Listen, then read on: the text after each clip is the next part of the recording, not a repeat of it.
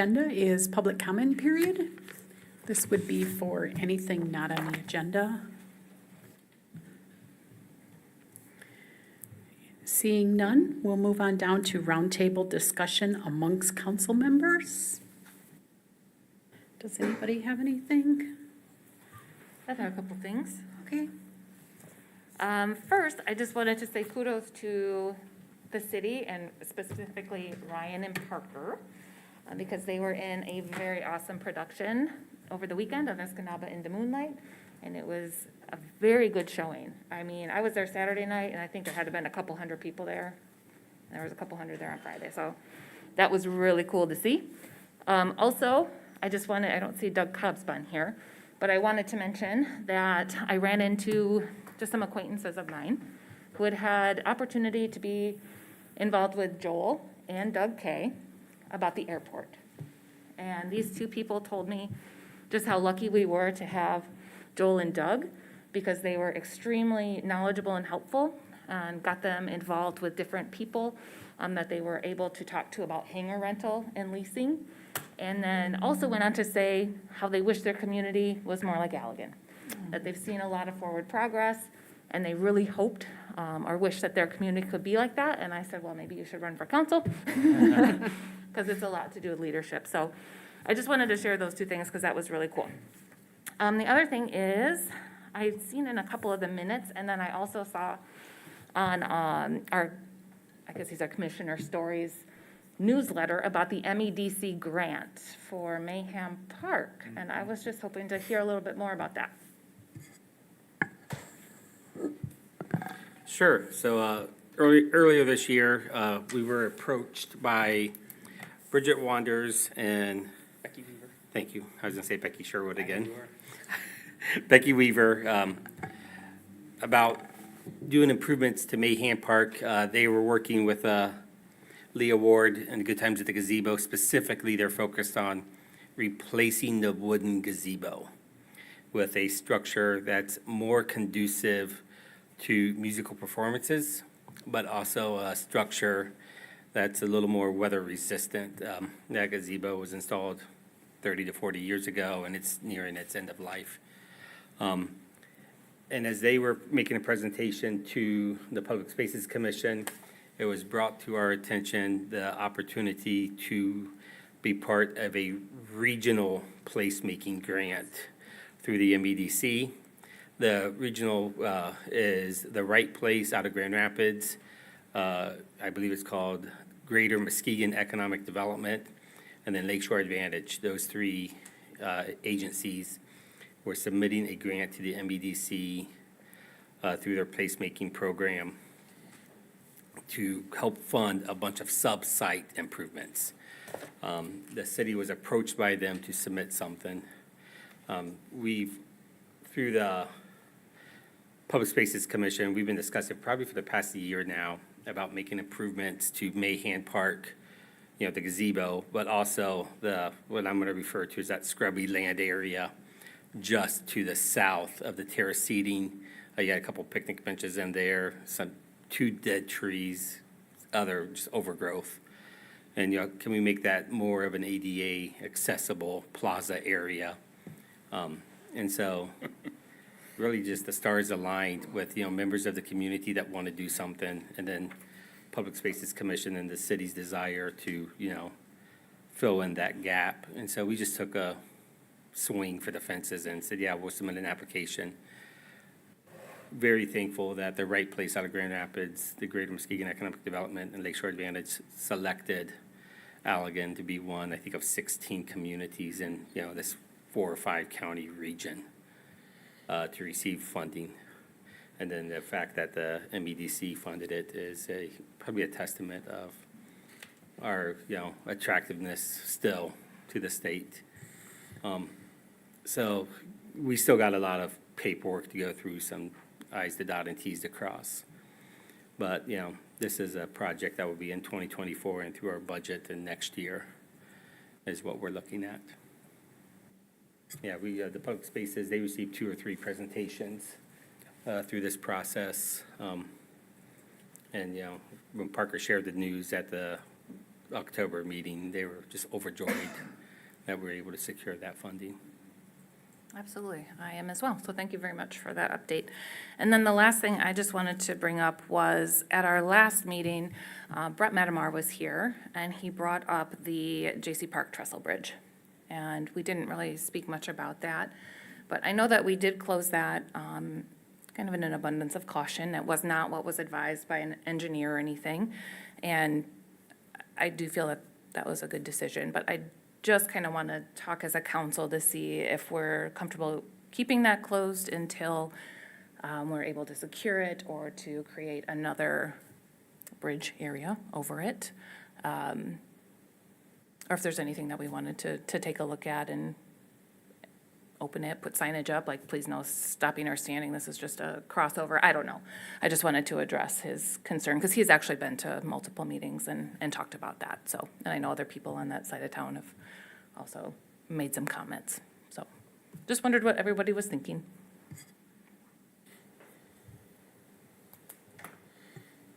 Do we want to discuss the Trestle Bridge? Does anybody have thoughts on it, or,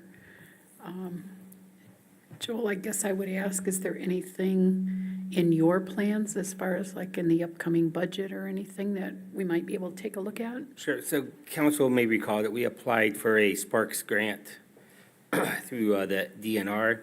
Unfortunately, we were not selected to receive funding through the DNR for that grant. In preparation, as we stated from the beginning, the replacement cost is around $1 million to remove that, that old trestle and put in a clear span bridge. Yeah, it's there. It's on our list, which is a very long list of, needs in the community.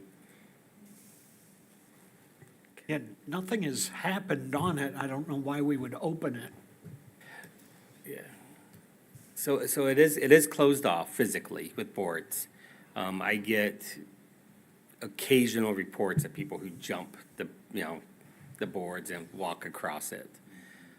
We've had some people magnet fishing, I think, out there during a community event at J.C. Park, and we got some phone calls and text messages from people at the community park saying, hey, there are people out there. And, our police doing their, part of their route, their drive through J.C. Park, were able to say, hey, you can't be on the bridge, kind of a thing. And to be clear, not like necessarily advocating for it to be open, but like I said, we closed it. It was an abundance of caution, I feel, on our part, because it came up during the conversation of having any sort of motorized vehicle going over it, any of golf carts or anything like that. So just wanted to make sure that we, Yeah, you said it wasn't recommended, but they put a weight limit that Yeah, would absolutely. only allow like 500 pounds. Yep. 2 people. Yeah. Yep. But I'm just saying the engineer didn't say you need to shut this bridge down immediately. We chose to do that based on his report, so. It does seem like we really need to repair, replace it. I mean, we just have to do it.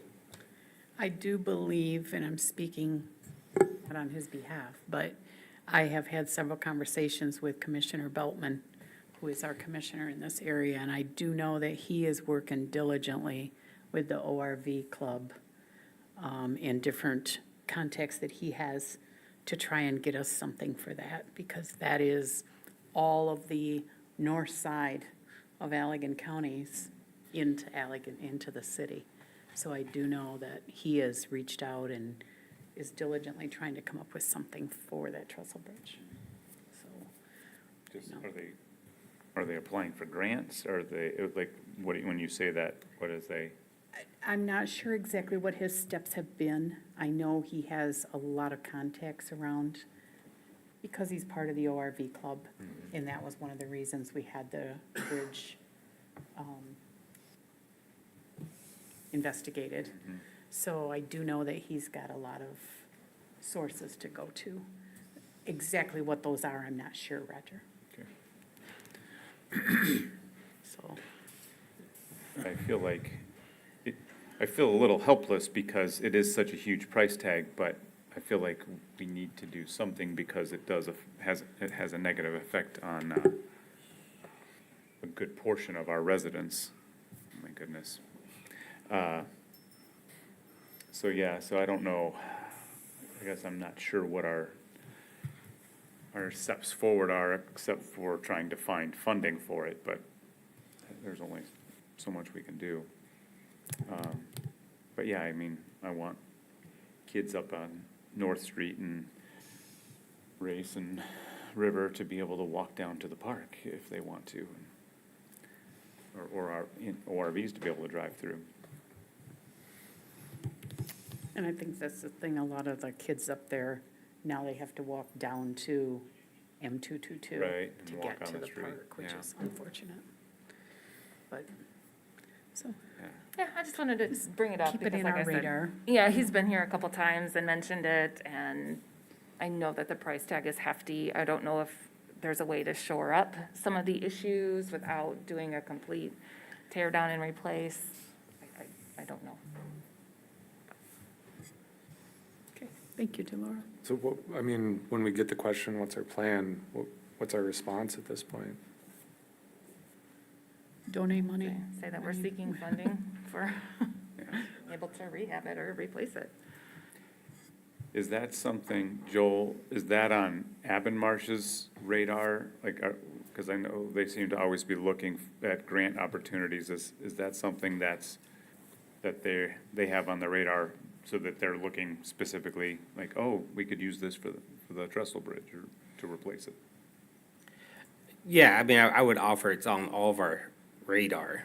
I mean, we went for that Spark grant. Right. It's just the Spark grant was designed more for recreation, and we made a hard push that the trail is recreation.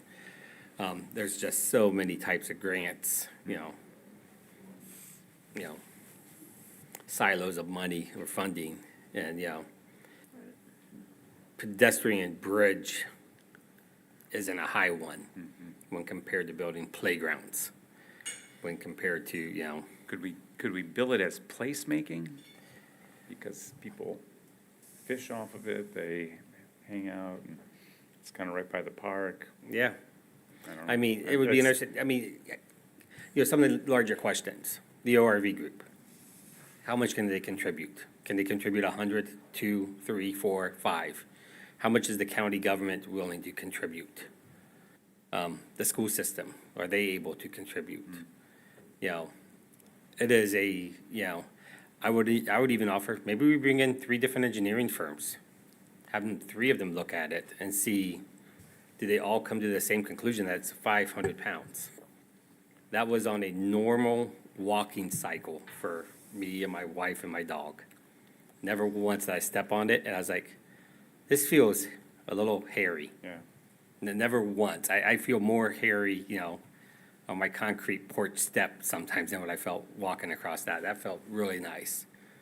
I mean, so, maybe for pedestrian movement and continued walking, we can look at that, something like that, and just have it reevaluated.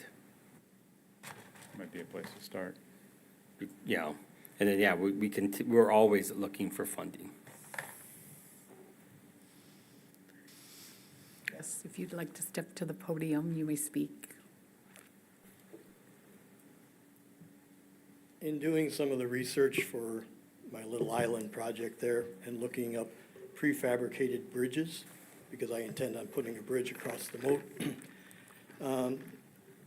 was the failure of this bridge in the foundation or in the surface? The pilings, The pilings is what's bad? yes. All the way across or just? Not all the way across it. I'm going off memory, off the report. I believe it was a handful of pilings. The cappings of the pilings were dry rotted and split. Because there is a possibility, one of the things I was looking at was precast concrete, the hollow core precast concrete, similar to what they use in parking garages. We got a couple of companies right here in Grand Rapids and Hudsonville, I think, might have some over there. And they'll just bring in a slab and you can just set it right down on top of the existing foundation. You might have to put a little apron on it, but that would secure it completely. And also, Millbacher is also in the business of prefabricated bridges. So, just throwing that out there. Thank you. And Millbacher's did give us a price, didn't they? Yeah. They were on the higher It was end. on the, it was on the high side. Yeah. Okay. but they're more familiar with it. The other company that gave us a price, they just do. Just kind of do it. Yeah, they just do bridges all over the place. They say roughly based on the size, the width, the length, and they threw in some money for embankments. They gave us that without fully knowing Right. what they're dealing with. Okay. And that also the cost also includes the removal of the existing one. Millbackers did. All of them did. Oh, okay, yeah. It seems like we're gonna need a real number and have a fund set up and promote fundraising for this, right? Yeah, We can't just sit around and wait for people to give us money. So if we, or you could. I mean, there are other communities where someone has said, oh, this is a community need, walked to the city and said, here's $1 million. Go do good, son. I mean, an ice rink north of us is being built because a person said, I want an ice rink, here's $1 million. And then the community said, okay, let's go raise the rest. And it wasn't much more to do the rest. so it might be, seems to me a good first step might be to get some other engineering opinions on what the status of the current bridge is. I mean, wouldn't, if we had other firms look at it and say, well, yeah, for pedestrian use, this bridge is fine, it doesn't help us with the ORVs, but at least we could open it to our pedestrian traffic, and that would solve at least a portion of the problem. But then getting an actual firm number on what it would take to put in a new bridge, if we're gonna raise money, I think we need to be able to tell people what we're raising it for. If I recall, our last investigation that we had was okay for pedestrians to be on it. Yeah, that was the five, was that the 500 500 pounds. pounds? No, it was like, it was 1,500 or something like that, No, it because was it was 500. just shy of like a golf cart. I think it was 500. I do too. Do ya? Yeah, because I made the comment, that's 2 Joel dies. Yeah, 2 bills. See, because I was thinking the golf cart, it was about what the golf cart weighed, but, okay. I can't remember, was that per square foot, or was that, And that's a very, and I don't think they talked about that. And there's a difference between a standing weight Right, bridge and a moving weight on a bridge, stationary as opposed to a carry-in. So let me just contact a couple more firms, was that Abinmarsh that gave us that? I what thought the it was. weight, I thought that we had the person that does all the. Okay, Scott, you inspections. said that was Scott Civil, okay. That's I'm not a unfortunate. fan of shopping, looking for our answers. It's a safety concern. We acted on it. And we could get 100 engineering firms to look at it, and one of them may say it's gonna be fine. And then we use that. No, I think it's just get a second opinion, which you would do also with, if you had a medical condition, a lot of times you'd go to a second doctor, maybe to get a second opinion. It's somebody that gets a little more in-depth on it to go, than to just, if I remember right, it wasn't like a completely super in-depth, it was an inspection and just a recommendation. This isn't a stamped PE engineering approval or disapproval, it was just recommendations. So I wouldn't mind having a second opinion. We can also look at what the total cost, we've already gotten some of the numbers in from, I think, prefab, you had a couple, you had the one from Abinmarsh, or from Millbacher, and we can have those numbers in mind and keep those in mind for what we would be targeting, as well as also reach out to our state representatives, our state congressmen, and our federal rep and federal congressmen, see if they know of any opportunities. I know there was some infrastructure stuff that I forwarded on before. A lot of that, though, was dealing with crossing like interstates, pedestrian bridges, but maybe they'll, it's the same type of problem, getting from one side to the other of an area that's cut off because of something in the middle. So we just keep our eyes and keep looking for other grant opportunities and know what the budget is and see if we can find some, but we can't just, we can also look at our budget and see if we can cut enough to do it over time and say, okay, we're gonna have this set aside out of this budget to go, we're gonna need this much total to do the job, and we're gonna need this much of grant money, or take out this much in loans, and we can work through it, but I would like to see that as well. I think at some point, the city's gonna have to be willing to put up at least part of this, and we'll have to know what that number is. And, I mean, it's been 2 years now, and we should really have funds available for these types of things that come up. I mean, this is a bridge, we've gotta maintain it, bridges need repairs. And I agree with Roger and Peter. I'd like to see a second opinion on it. And then maybe a little bit more in depth from who did come, because the whole thing came about because of us wanting to open it up to ORV traffic. And I don't remember, was the cost for refurbishing the issues that the current bridge has, were those just, I don't think we ever got an estimate on that. I know part of the discussion was like bringing in machinery, lifting the decking, and then having to replace what was underneath it, and that seemed expensive to the engineer, but I don't know that we ever got a quote on that. we didn't, because it's, Everything we it's looked gotta at be was. less than $1 million. The two quotes we got was new. Yeah, Okay. The two quotes we got was new. something in my mind is sticking at $800,000. Yep, Bridge City Brothers was like 8, and Millbacher was like 1.2. So I would be interested in, along with that second opinion, getting costs on what just repairing the The pylons. pylons would be, just so we have comparisons. Staff will, I made some notes here, staff will do some research, some digging in, and see what different paths forward we can have. thanks, Joel. Thanks for the Sure. discussion. That's all I had. Does anybody else have anything for study session? I would like to thank Joel and Delora for shortening my presentation for public spaces. That was it, so I don't have to make my report now, do I? Yes, you do. Separate meeting, sir. Darn it.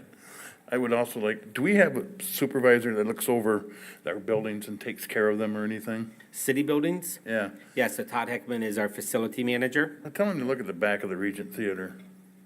Will do. That, Rotted out wood? yeah. So you're talking about above the brickwork? When you say rotted out wood, are you talking about the Oh, the brickwork? siding. The siding? Okay, yeah. The siding at the top, there's holes in it. That's probably where the bat's coming from. You don't like it when a bat makes an Well, appearance I during the scared movie the heck out theater? of somebody sitting in front of me one time. Yep. I went, shh, what they went, screamed. It's part of my itinerary visiting the Regent for a movie is, okay, what is the bat going to come out? It always comes out sometime. Yes.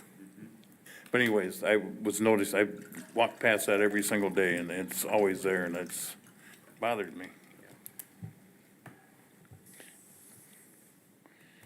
Thank you. Do you have anything else, Bill? No.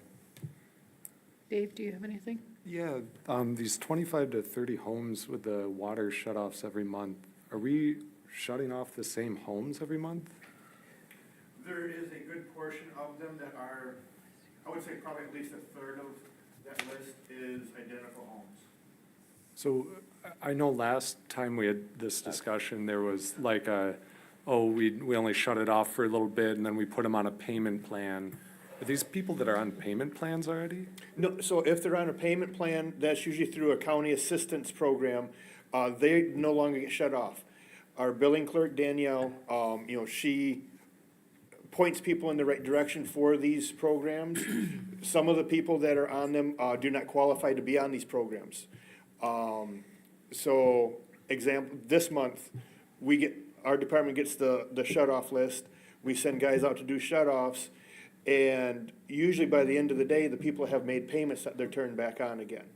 There are some people, word gets out on social media that we're going out and doing shut-offs, and some people never even get shut off because they heard that someone else got shut off, so they call and make a payment or drop a payment off, and, then City Hall contacts water utilities, and they actually never even get shut off.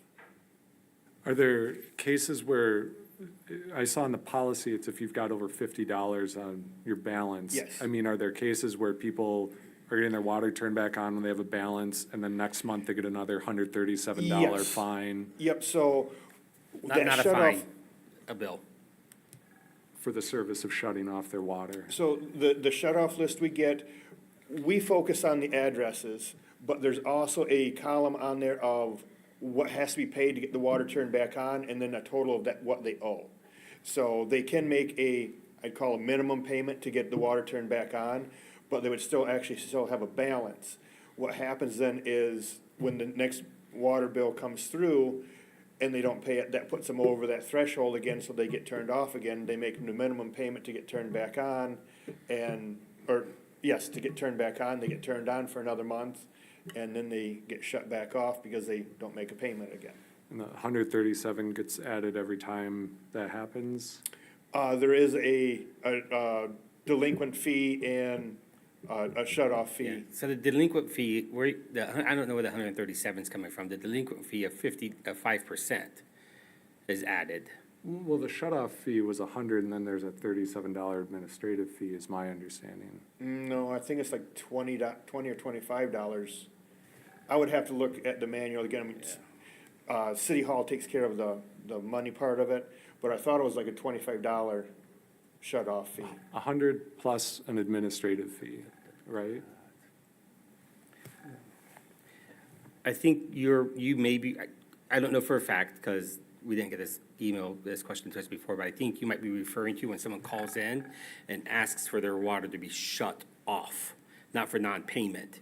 They're going to Florida for the winter, and they want their water shut off. Right, there's a turn-off fee for There's a turn-off requested fee is what I also. think you're referring Well, to. I'm asking, do we charge that turn-off fee when we go shut off people's No. water? There in is a these fee cases? charged to them, a delinquent fee that covers the shut-off. The delinquent fee is 5% of your bill that's So due. there's not a shut-off fee when we're doing these? I would have to look, I thought there was a $25 fee We will, associated with that. I texted Tracy, and I'm hopping on the budget right now.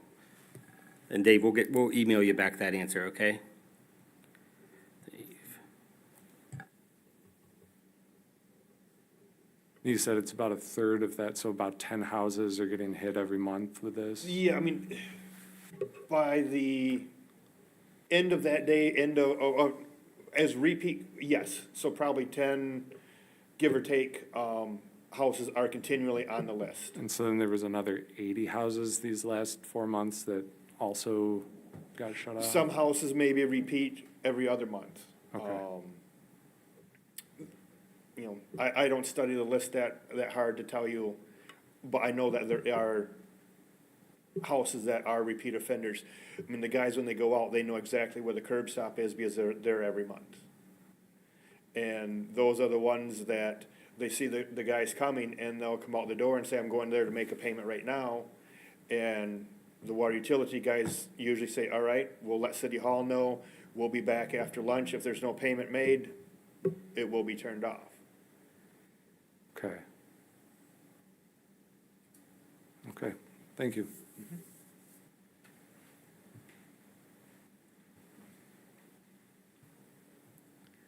Mike, do you have anything for roundtable? Peter, do you have anything for roundtable? Not currently. Roger? Okay, I don't either. Moving on down, we'll review of the downtown infrastructure streetscape report. Joel, you gonna take this? Yeah, sure. So each month, we attempt to give you an update on where we are with the downtown streetscape. That report was in your packet. Some of the highlight stuff, everything is fluid, as we have found out, especially as we get into the colder months. You saw pavement go down on Friday along Hubbard. That was supposed to go down on Saturday, but I guess the pavers got free on Friday and they did it on Friday. More curbing was put on along Locust. Conduit along Locust is going in today. We hope to finish the curbing this week, and then you'll start seeing sidewalks along Locust go in. The grading for the pedestrian plaza over along Trowbridge, that was being surveyed today, and then Millbach will be in to go over and do the actual physical grading this week as well. So things are moving forward. The plan still is by the snowfall, all the sidewalks are in, all the asphalt is in, all the lights are in, the conduit, everything's kind of buttoned up. Hopefully, the landscaping, the majority of the trees and landscaping will be planted, and then hopefully the seat walls will be, faced with their stone veneer and their limestone caps as well. Small Business Saturday, the Saturday after Thanksgiving, we will be doing more or less a ribbon cutting ceremony. Even if the project's not fully complete by then, encouraging people to come downtown and shop downtown. Parker's lined up 3 different bands to play downtown At what time? throughout the afternoon. There's a very important something happening that day. I know. Trust me. Yeah, I fully know. We know, don't we, Joe? Yes. Thankfully, we have several eating establishments downtown that will be having the game on TV. That's good. And we will be able to see the game. But yes, my number one priority, don't tell my dad, will be to be down here doing the ribbon cutting. And then I think it's a noon kickoff, probably. And so I'll be rushing to a bar to watch the game. So things are going very well with this project. One thing I do want to highlight, Parker put it in the report here. We had 2 properties that had basement access to their buildings from the outside. For us to reinforce those access points and put in new balcony doors, it was going to cost us around $40,000. We worked with the property owners to come to an agreement where we will contribute to improvements to their building to encourage, improvements to their building for better access outside those areas at a price not to exceed $5,000. So those 2 properties, as noted in the report, is 100 Locust Street and 200 Locust Street. It was the only 2. There's a third one that had basement access doors that we removed, but we preserved a second set. They had 2 access points. That's the old Triangle building. And so we just worked with that property owner. They said, don't worry about it. So we said, good. The other 2, we felt compelled to work out some kind of agreement with them. So that will be something we'll be working as a process where we reimburse them for those costs up to $5,000 for those improvements. Yeah, that's pretty much the summary.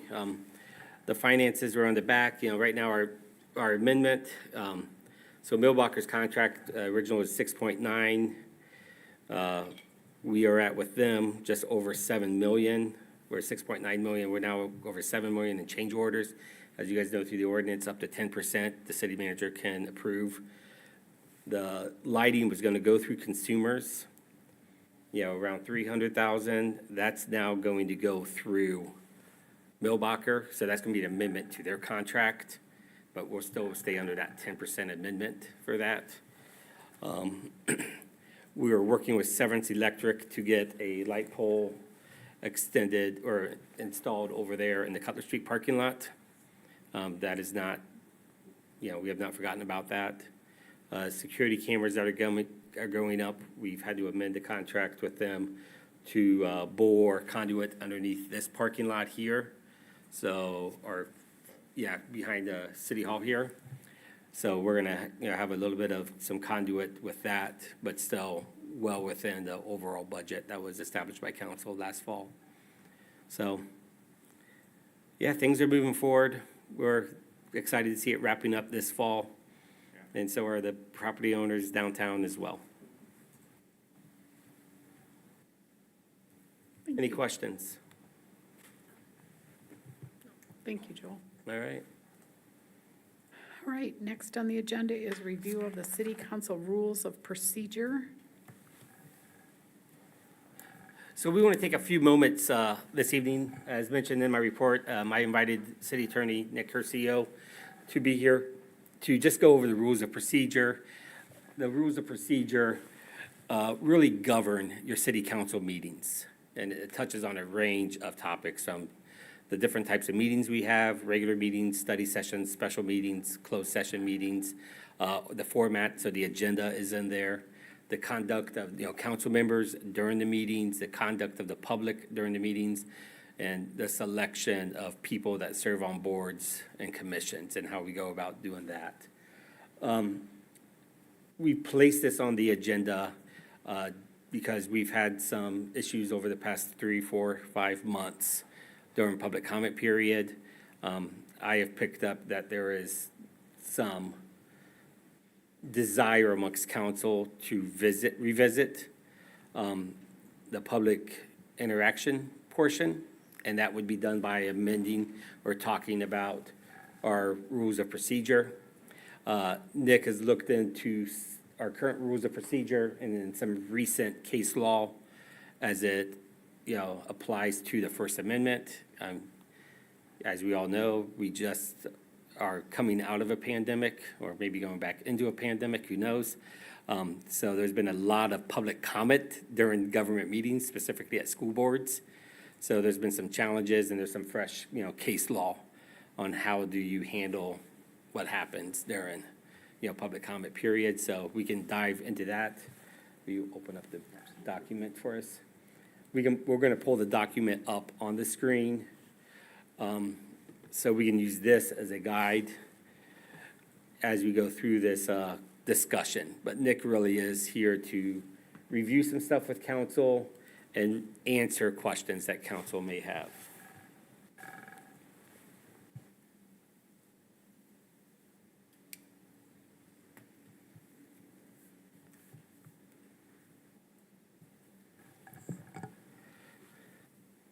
So if it's okay with you, what I'm gonna do is I'm just gonna fly through some of the stuff at the beginning, and then we'll go ahead, thank you, Parker.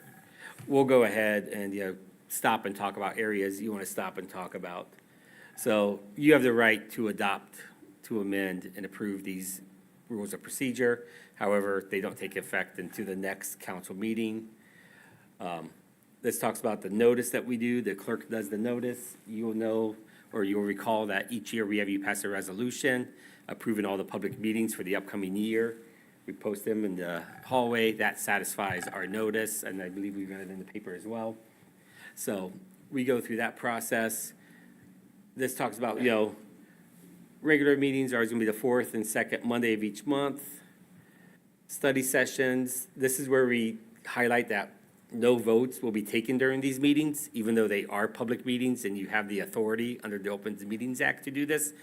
Our rules of procedure says we won't do this. Special meetings, these are when we have special meetings. They're called by the city clerk or at the request of the mayor or any 2 council members. And then Open Meetings Act, we have to have 18 hours notice. The packet, it says city manager and/or clerk will put reports together, and we'll send them out to everyone. And we'll email them on the Friday, Saturday, or Sunday of the weekend preceding any regular meeting.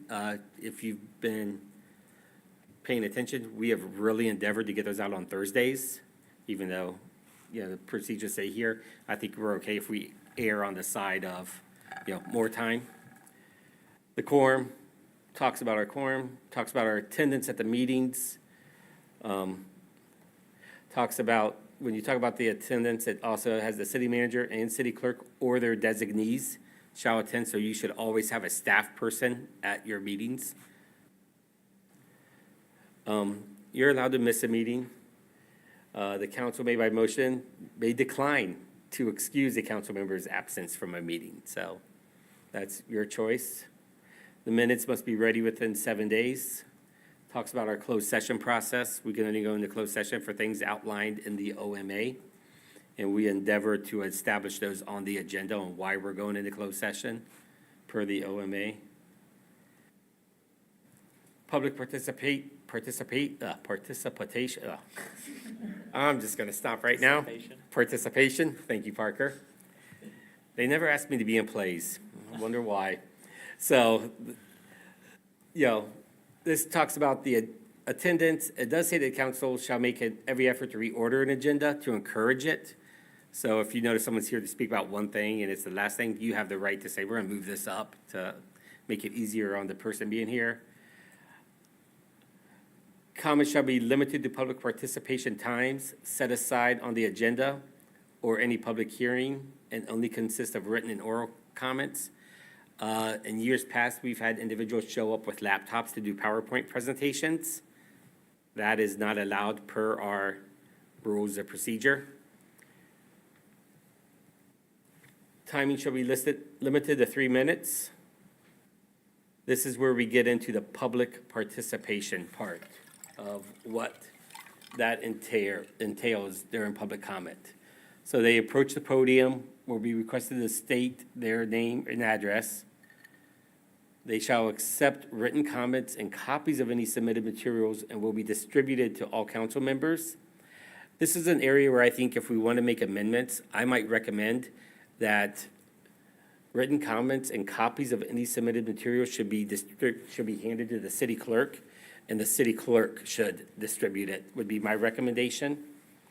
It's a time to hear from the public, so number 3, responses usually will not occur.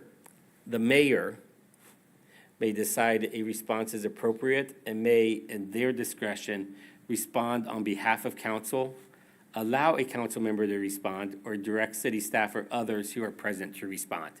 So public comment really goes through the chair. And for us, the chair is the mayor. That is the rationale and the foundation behind number 3. Number 4, I think we should have some conversations on. Comments are to be loud enough to be audible, but not so loud as to be inappropriate for a meeting. Must avoid coarse language or cursing, may not include personal attacks, may not be addressed to anyone other than the council or the mayor, may involve a single speaker, except when the speaker requires assistance. Comments may not include demonstrations or materials that when used could be hazardous or unduly disruptive to the meeting. I'm gonna start with council member hands, if that's okay, because he's looking right at me. Peter, do you have a question or a comment? No, I just don't think a lot of that'll actually survive. Survive what? Under case scrutiny. Much of it can, time, place, manner, but coarse language is very vague. And there's plenty of case law on coarse language and not being something that we could just say is inappropriate because one person's coarse language may be another person's non-coarse language. There's a lot of things in there that I would like to hear from our lawyer on what the case law currently stands on it, because I know there's been a lot of changes.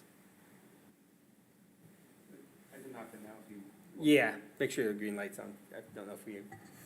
So the coarse language line was one that kind of came onto my radar as well. I would recommend some changes to, there is some ability to regulate what speakers say, even during the public comment period. But I think the recommended language consistent with the cases as I've recently reviewed them would be something more like prohibiting profane speech, threatening speech, slanderous speech, and sexually explicit speech.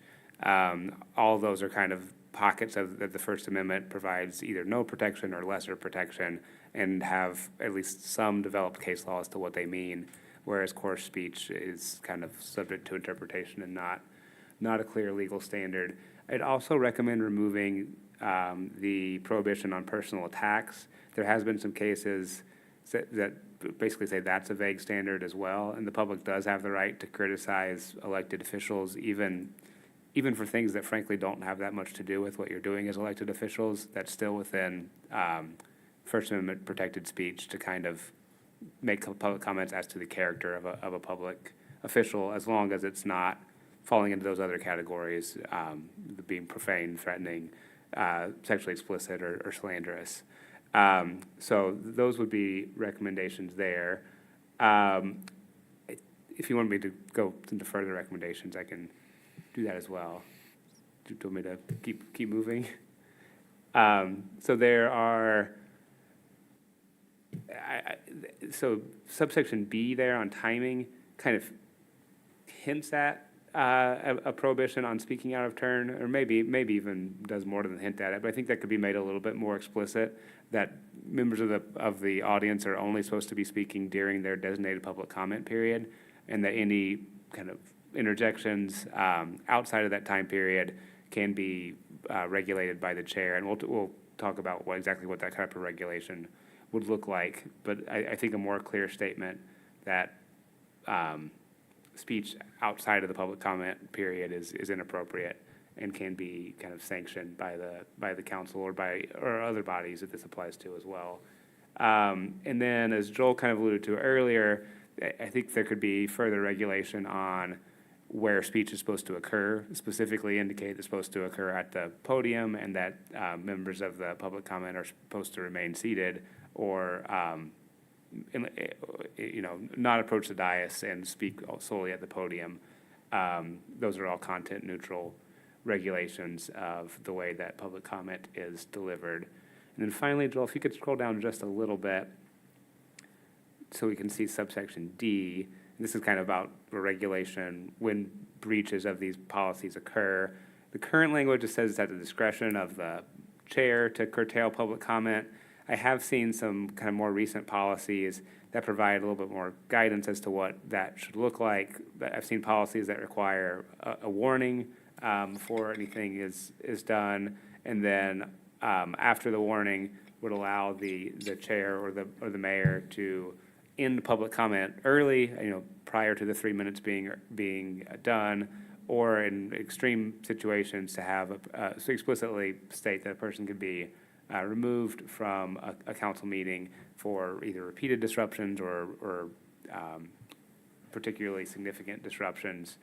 And then finally, I've seen policies that would allow a majority of council to overrule a chair's or a mayor's decision if there was strong disagreement regarding it. And I think all those, that kind of layered or tiered levels of enforcement would maybe be helpful to just have that kind of spelled out more in your rules of procedure. So those were the main things I saw, but I'm happy to answer any questions on those. One item I'm thinking of is these the same rules we use also for our subcommittees? And if they are, should we make it more open on the language? Because we specifically say things like mayor, not presiding officer, in certain parts of it. So these specifically say they're for city council. It's been a while since these were first written. I think that some of your boards adopted something similar to them, but not exactly the same thing as their own bylaws. Is that correct? Yeah, I would say our subcommittees, some have established bylaws, some are more informal, and they just really follow the OMA and Robert's rules for, conducting their business.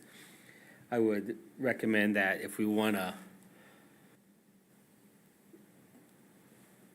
strengthen up some of those rules for the subcommittees, we could, create these for each individual committee, and then this would be councils, but we could create other ones if you want the subcommittees to have the same kind of public participation language. We could get this set and then use it as a template for the other subcommittees. Yeah, so some of the committees by law, I think, have the prerogative to set their own rules. I know Planning Commission is like that, but the council could certainly make a recommendation to look at things like this on those boards. Well, Nick, I will say I appreciate your looking at these rules and procedures, and I do want to make sure that people have the opportunity for public comment and that we are allowing them to speak with their First Amendment rights. But quite frankly, as someone who was the subject of profanity and a sexually explicit comment at our last meeting, I also think we need to have some guidelines for what people are able to do and say. There was also a child in the room that day, and if people aren't comfortable coming to our meetings or bringing children to their meetings, we have students that come to meetings, we need to make sure that people have some sort of composure and decorum when they're addressing council. So I would be happy to amend these to some of the recommendations that you made, so we are compliant with some current case law. But I do think that we need to have something in place that we are enforcing, and I would suggest that it either be posted in council chambers or that it be printed on agendas.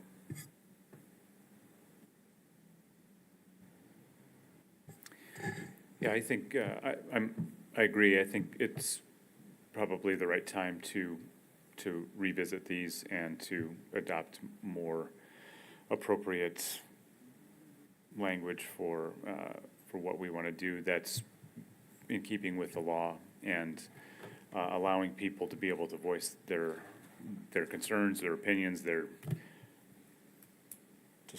distrust of us, whatever it is. I mean, that's their right, and I don't have any issues with that, but it's not fun, but doing it in a way that's not profane or threatening or slanderous, I think those are good. What was the fourth? There was a fourth term in there. Sexually explicit. Sexually explicit. I thought that those sort of encompass the concerns. So if we can have that language in here, I think that's good, and we can hold people to that. I think that'd be. My only concern is you'll be surprised what's not considered profane and what's not considered sexually explicit. The use of the word, use of the word F this or F the draft, that's been, in many case law, already said that you could have signs like that, protesting like that, it's not considered explicit. You can go into a courtroom with that on a shirt, and that's where it's like, unfortunately, it's pretty broad on what's not considered it, so you gotta. But at that point, I would think that if somebody is gonna take it to the level of the court, then that's where the court would weigh in. We're able to have some guidelines. I just don't want to see us getting into a lawsuit where we're causing damage to the city's funds. Right, Because that's absolutely. what I'm after, that's why I'm saying, it's like, we'd have to really understand what those terms actually mean legally in order for us to be able to enforce them. Interruption of the meeting, that's for sure, like, you go past your 3 minutes and you're told to stop speaking, this is out of turn, and you have if we have in our rules, a lot of them that I've seen is like, you get a warning, and then after that, we can ask you to leave the meeting type thing, or that's completely able to be enforced as far as I've ever seen, because you're out of turn with the mayor. The only other one I saw was, I would assume that since when the mayor is gone, Mayor Pro Tem steps into the mayor's spot, I just want to make sure that we're explicit in our rules that would take the place of that in that language, because right now it just says mayor, so I just want to make sure that somebody doesn't go, well, the mayor's not here. That's a good point. Nick, could you give a general definition of profanity? So I was just looking at that. I think the particular word that Councilmember Hans referred to is considered profanity. I think maybe where confusion arises is that you can't regulate profanity in all contexts. Like in a true public forum, you probably can't ban a sign or something that says something like that, but this is a limited public forum, and there are cases that have upheld bans on profanity specifically in the council setting. I think I could probably get a list if I remove my filter on my internet, and I think it's the things basically you can't say on daytime broadcast television, essentially, would be 7 words you can't say things on that are television. covered. So it is probably a more narrow list than it used to be, but they're, kind of the big ones would be on that list. These seem like reasonable standards of decorum. It seems like the legal question comes into play when we choose to sue somebody or enforce these in a legal stance. I think telling people, hey, personal attacks and name calling aren't helpful here. I feel fine saying that to anybody during public comment. If they want to push it, I don't know what fights I'd be willing to fight in court around that, but setting a standard, I think that's reasonable. I think we should. Well, like Nick was saying, I think the personal attacks are one that actually would probably have some issues, only because the redress of government, and our First Amendment is to redress government how you want to see. So if you want to call out a specific council member and say that they're doing an awful job and I think they stole money or this or that, you could fall into libel, but I don't know if I would say, oh, you can't say that. But I don't like it. I think decorum should be kept, and I think, it should be civil. But unfortunately, I would like to have from our legal counsel here's kind of the case law and the different things that have come up recently, so we got a good idea where the boundaries are, just so that we're not, because we don't want to push past it and put ourselves into legal peril. I guess I feel like he just did that. Well, we don't have the specific case law and specifically what would be considered, in these cases, what was considered profane or, this type of things, just so I want a good understanding where my outer limits, where the cases have kind of gone, because it has pushed quite far into, in many of these cases with the school boards and other things where they cut off their time and they go, because you were doing personal attacks. There's been lots of school boards that get sued on that and have to settle because they cut off their time. He said he was gonna take, or he would recommend removing the personal attack Yeah, section. that's what I mean. It's like some of that, unfortunately, that has to be there. I don't like it, but Do you have an issue with the profanity, sexually explicit comments, et cetera? What were the other two? I still think sometimes they're a little bit overly broad and a little vague for what is and what isn't profane and what is and isn't sexually explicit. That makes it difficult to enforce. I wouldn't mind it in the rules. It's just when it comes down to the enforcement, like, where's, And at that point, based on what Nick is recommending, you could tell Teresa, hey, a majority of council could tell her, hey, we didn't consider that profane, we will let him proceed. I just usually go with their 3 minutes are up and you're done. You know, you have your 3 minutes of public comment time. I can take the slings and arrows, and then we're done. You keep And that's interrupting. what we have been doing, is letting it continue for 3 minutes But it's and the- longer. But it's the interruption post where they are in the audience and interrupting and disturbing the meeting where I go, well, we have to have some rule on that as well so that we can actually do our jobs and not be interrupted. So that's usually your 3 minutes are up. And then if you go sit down and you keep interrupting, standing up, yelling, screaming, protesting, go, hey, we have this, we gave you your warning. Here's your warning. Now you have to leave the meeting, unfortunately, because that is completely, I think, legit. Like, you can't just keep sitting and interrupting and just doing the heckler's veto and trying to prevent us from doing business. Can I have it? Nick, can you, I don't know if you have this on hand, but how is threatening language defined? So threatening would be kind of like a pretty direct threat of physical violence. Not just intimated, but, I think so. Joel asked me the same question right before the meeting. He asked if I know where you live would be considered a threat. I think that's reasonably considered a threat. Something that's intended to induce fear, essentially, in the person that it's being directed to. I think It would need to be Fall under, pretty personal in terms of the way it's intended, if that makes sense. it's pretty wide on that as well, isn't it, under like Brandenburg and the recent Colorado case?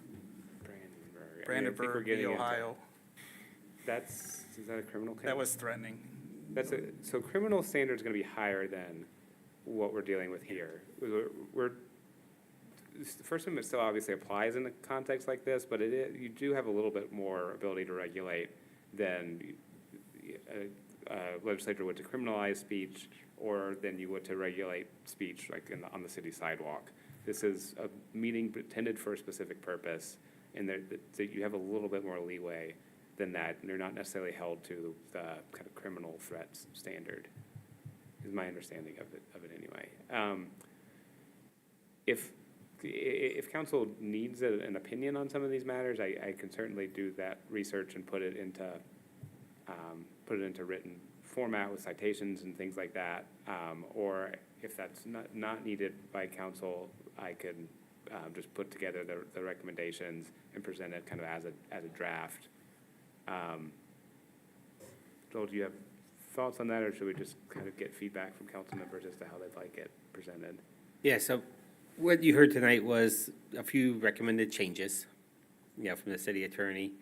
I threw one thing in there. What I'd recommend is that we bring it to you for your consideration for review during the study session at your first meeting in October. November, thank you, Bill. So we'll bring it to you in November for study session for you to review. And then if you're okay with that, we'll put that on your regular meeting for the second meeting in November.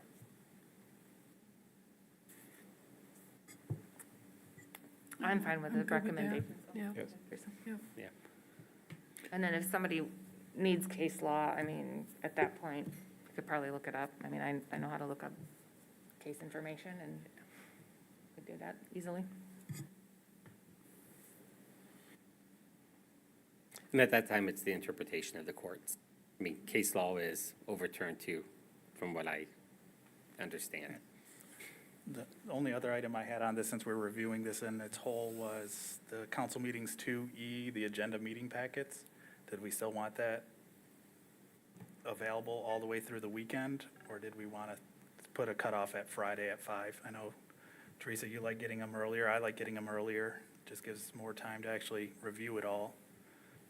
So it'd be like 2E, I Wanna say, think like- that would be a good idea, Peter. Friday at 5 or Friday at 7 PM or something, that the agenda should be available. You're doing that I- anyway. You're doing it I anyways, mean, but it's. Yeah, yeah. are I- doing it, but. I am perfectly And if fine. there- You'll get no pushback from staff. Because if we do have an issue that we haven't resolved, the practice will be this. We'll put the packet together. Here's the agenda, this packet, and then guess what? We might need you to amend the agenda because we're still working on this one issue we can't get Yeah, our that's arms wrapped around. Yeah, no, I think that's a good idea, Peter. Yeah. I was kind of shocked when I read would- this last week. I saw Sunday. Saturday and Sunday, Sunday. yeah. I Like, know, oh, and I Michaela, thought- we can relax a little bit if we want to. No, that would be perfect. Thanks, Peter. And we're still going to work to get them out Thursdays. I mean, that is our goal, for sure. And Joel, I'm okay with your recommendation for materials to go to Michaela if the rest of council is okay with that. Yeah, I like that as well. Yeah, I I, like in that, fact, too. I was surprised that that wasn't, I thought that that's how it was supposed to be, that everything went to the clerk, and I didn't realize that wasn't. That's a already- common practice Yeah. in all government forms, local government forms that I've been a part of. And I'm sure it's in here covered under the part, where if somebody brings their computer in and you said absolutely not, well, given presentations during that period too, we will not just let someone walk up and do a presentation. Yeah, that's only occurred twice in my time here, Okay, but I think we just need to be clear. right, You're not doing that unless you are on the regular agenda under your written petitions. Yeah. And then we usually ask for a flash drive and we can preload it for them. And that way it just stays in the normal course. I don't know if we want to, in the rules, kind of explain that if they want to do a special presentation, to put in a request for it, because that is different than just public comment. Yeah. That's what I was thinking when we said about doing a presentation. I'm like, well, that's section 6. If they actually contacted Yep. city manager, the mayor, somebody said, I'd like to do a presentation, we review it, and somebody says, let's add it to the agenda. You know, 2 members want to add that person to the agenda, or the staff feels that they should be on the agenda, or the mayor. I have no problem on allowing them to come in and do a small presentation as long as it's kind of understood how long it's going to be and what they need to do it. yeah, kind of under the public participation is what you're talking about.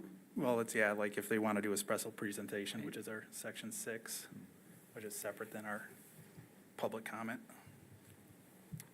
I don't think it would hurt to have a direction in there. Right. Yeah. That's So what I we'll was thinking clarify under- that in our Okay. rules. Okay. And then, as long as we're kind of going through this, in section 3, the public participation, section C4V, it says, it may involve a single speaker except when the speaker requires assistance. I don't think that that's worded properly. It shall involve a single speaker except when the speaker requires assistance, I think is what we wanted to say. We can make that change. Yeah, you're probably correct. What we're saying is only one speaker Right. unless you need assistance. So like an interpreter, Because may be a is common one. is at your discretion, shall is directive. Yeah. Good catch. I don't see it in this document, but in our agenda, we've got a process for agenda items under 11B to 11F. And in there, we've got, I don't think it's in the document we've got up there, but in there, we've got a spot for public comment. I'm wondering if that applies to any motions or just the motions that are on the agenda? Like, do we need to have consideration for that? Like a motion comes up, somebody wants to speak on it from the public. Should we be opening public comment for each motion? I've had similar, because that 11B to 11F has been kind of a thing on my side, because we limit public comment only to things not on the agenda. But then if we don't have the opportunity or have at least a way to say, this is how you would ask to speak during those periods that are things on the agenda, you know, they should be able to speak on the things on the agenda as well. Otherwise, I would just get rid of the public comments only for things not on the agenda, and just say public comments includes things on the agenda, and we don't have that opening of public comment during 11B through 11F. Because I would be kind of annoyed if I was sitting there and I wanted to speak about something that's on the agenda, and we just fly past it, and I don't get an opportunity to actually speak on that because I was following the rules, not speaking on it during public comment, and waiting for that item to come up on the agenda. So when we do the amendments, we will try to clarify that. Those are good catches. Because public, I mean, I know we use the words, yeah, public comment for item is not on the agenda. But I just went through here and I don't see that under here on number 9 on the agenda. It just says comments will be limited to 3 minutes or less. And then when I hop to the back and I look at that section there that Dave referenced, in addition to addressing the council during public hearings under public comment, it doesn't say unless it's on this thing. And we might want to be clear that there are certain agenda items where you might have 20 people in here, and it's not a public hearing, but you can read the room, and it might be to the mayor's benefit to say, okay, I'm reading the room. You might have shown up tonight to speak about this. Here's an opportunity for you to speak about this, for the mayor to, open the floor, because that's the language we have there. And I think we have done that in the past. Yeah. I know Delora has But done that in the in our rules of procedures, we can clarify that in the rules of procedure, just so the council of the whole knows there's an opportunity for that. So are we saying that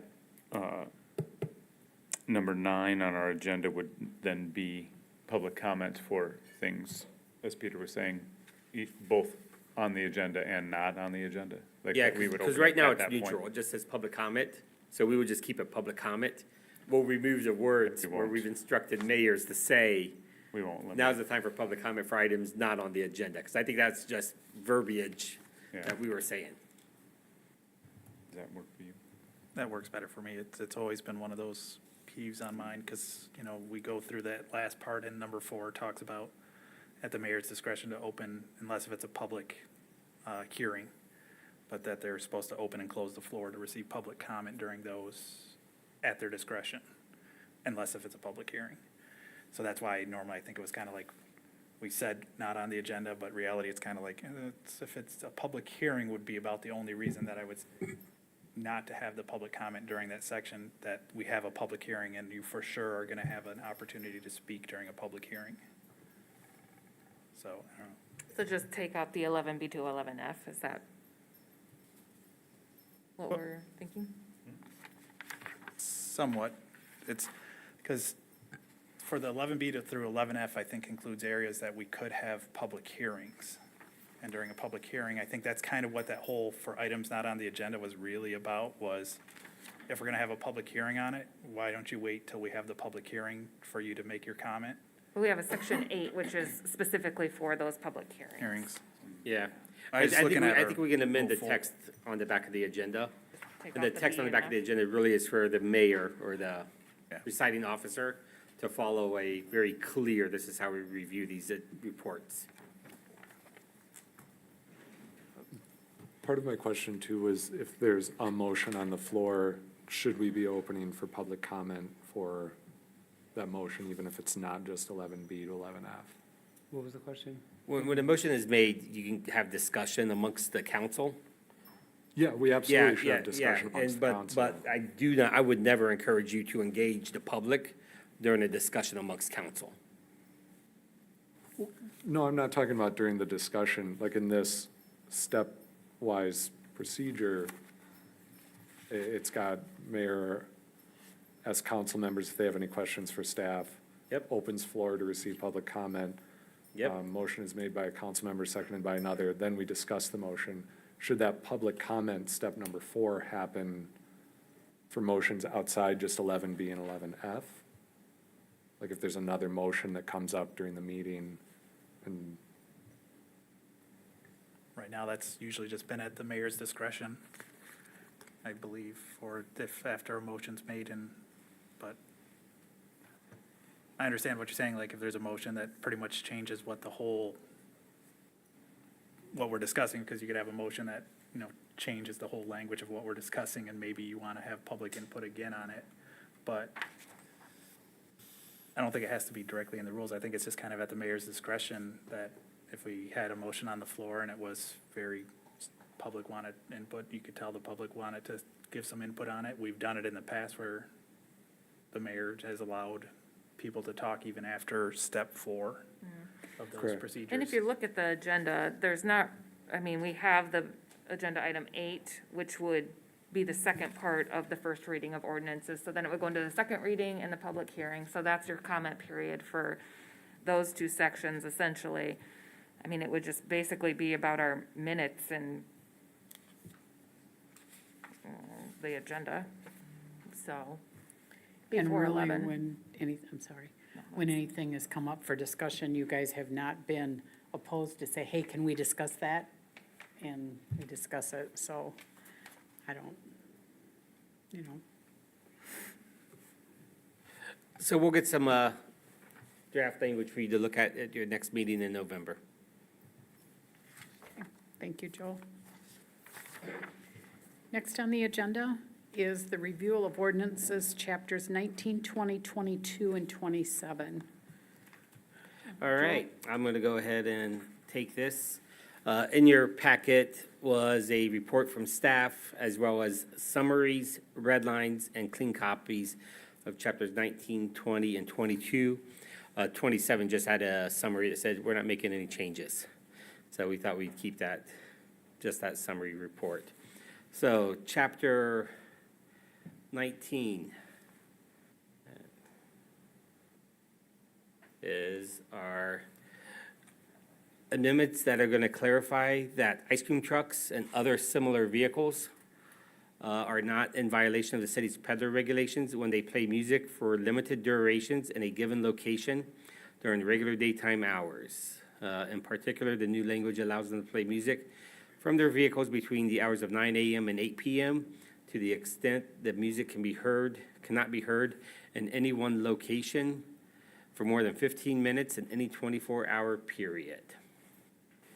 Any questions regarding this proposed language?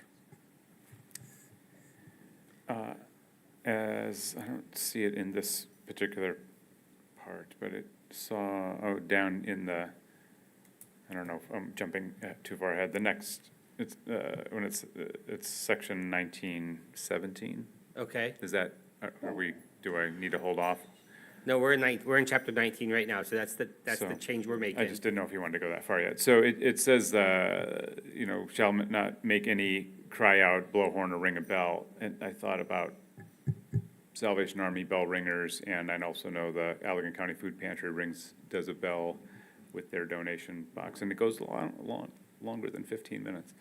So I just didn't know how that affected them during the Christmas season. I don't know if they are regulated as peddlers. I don't believe they are. No, yeah. This is specifically engaged in commerce. I So they're think. not because They're they're not selling, yeah, they're not peddlers. Okay, all right. These regulations are specifically for people who have to obtain a peddler license, and that's Okay. not in the ordinance, and I don't believe it. Great, Yep. Charity.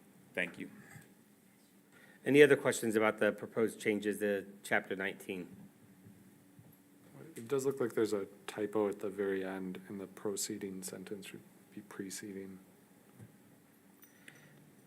The very end? Oh, sorry. Oh, you're right. Yep, thank you Yeah. for catching that. Nick, you can make that change? Yes. Thank you. Moving on, chapter 20. These are amendments to chapter 20. This deals with the planning commission. This is going to replace language requiring the planning commission to make appropriation requests by a certain date each year with more flexible language, allowing them to be made from time to time as needed.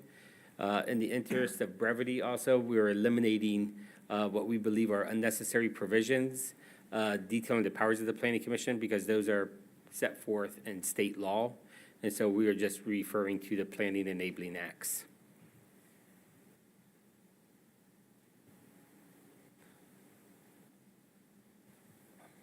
seems like I haven't seen before that outline from Planning Commission that we should have been getting, was it by the 15th of March? Are we gonna be seeing something like that? It seems like we should. What the appropriations, I think what we're saying is that they won't have to do that, they'll only have to do that from time to time. Most of the time, if they're requesting funds, it's because they want to hire some outside assistance, is what I would believe with the planning, why we would have them allowed to get funds at all. This language, in my opinion, also is just dated language and applies to, much less evolved communities where they don't have professional staff running the budget process, where here we have a budget process, council approves a budget schedule. We go through public hearings on approving our annual budget. And, you have professional staff that prepares that and delivers that for your review and approval each year. There's also the outline of its program. So what things the Planning Commission would be working on, what it plans to do.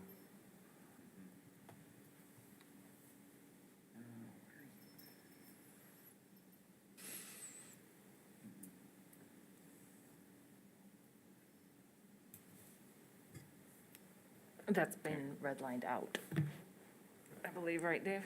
Yes. Yeah. Kind of, I think eliminating it because it's not how we've been operating anyway, so. And most of that language is in the state planning enabling acts. So we're being duplicative of what the state says a planning commission exists to do. So what we're doing is we are referring to the state planning enabling acts. And so if the state law changes, then we change automatically with it. So we don't have to amend our, No, at the very last of You'll that have red to line. change your ordinance every time that changes. Yeah, at the very last of that red line, 20-5, powers and duties. The planning commission shall have the powers and duties as set forth by state statute and applicable city ordinances.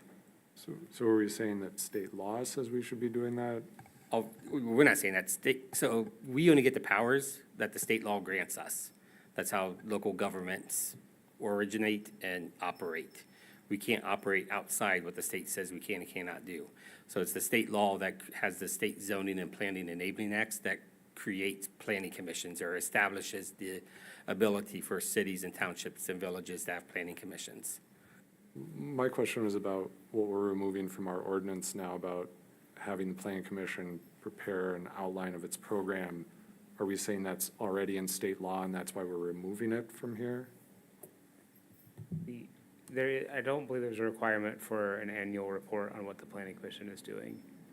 No. Okay, so we're just choosing to end that requirement for ourselves? are you talking about the 15th of March, that Right. stipulation? As a necessity of ordinance, we're removing it, but we do it as a necessity of when we've been inviting them to our study session, or not study, to our session, our planning. We have them come forward and kind of give us a report, each one, what they've done and what they're gonna be doing in the following year. But this would just be removing it as a requirement under ordinance, to say, we can always put it back to them and say, we want a report. Is that what our plan is then? We're gonna continue getting reports and an outline of a program from, I think it's been a great practice the last couple of years. I don't know that it's something that we need to necessarily require. I mean, we do get the minutes every meeting after their meetings, Yeah, we get- so Yeah, that's Yeah, what I was that's gonna showing say, we us get a exactly report what they're doing. every. Yeah, every you're month, getting 12 reports instead of one. Because you're getting it every single, month. If they meet that month, you're getting an update of what they did that month.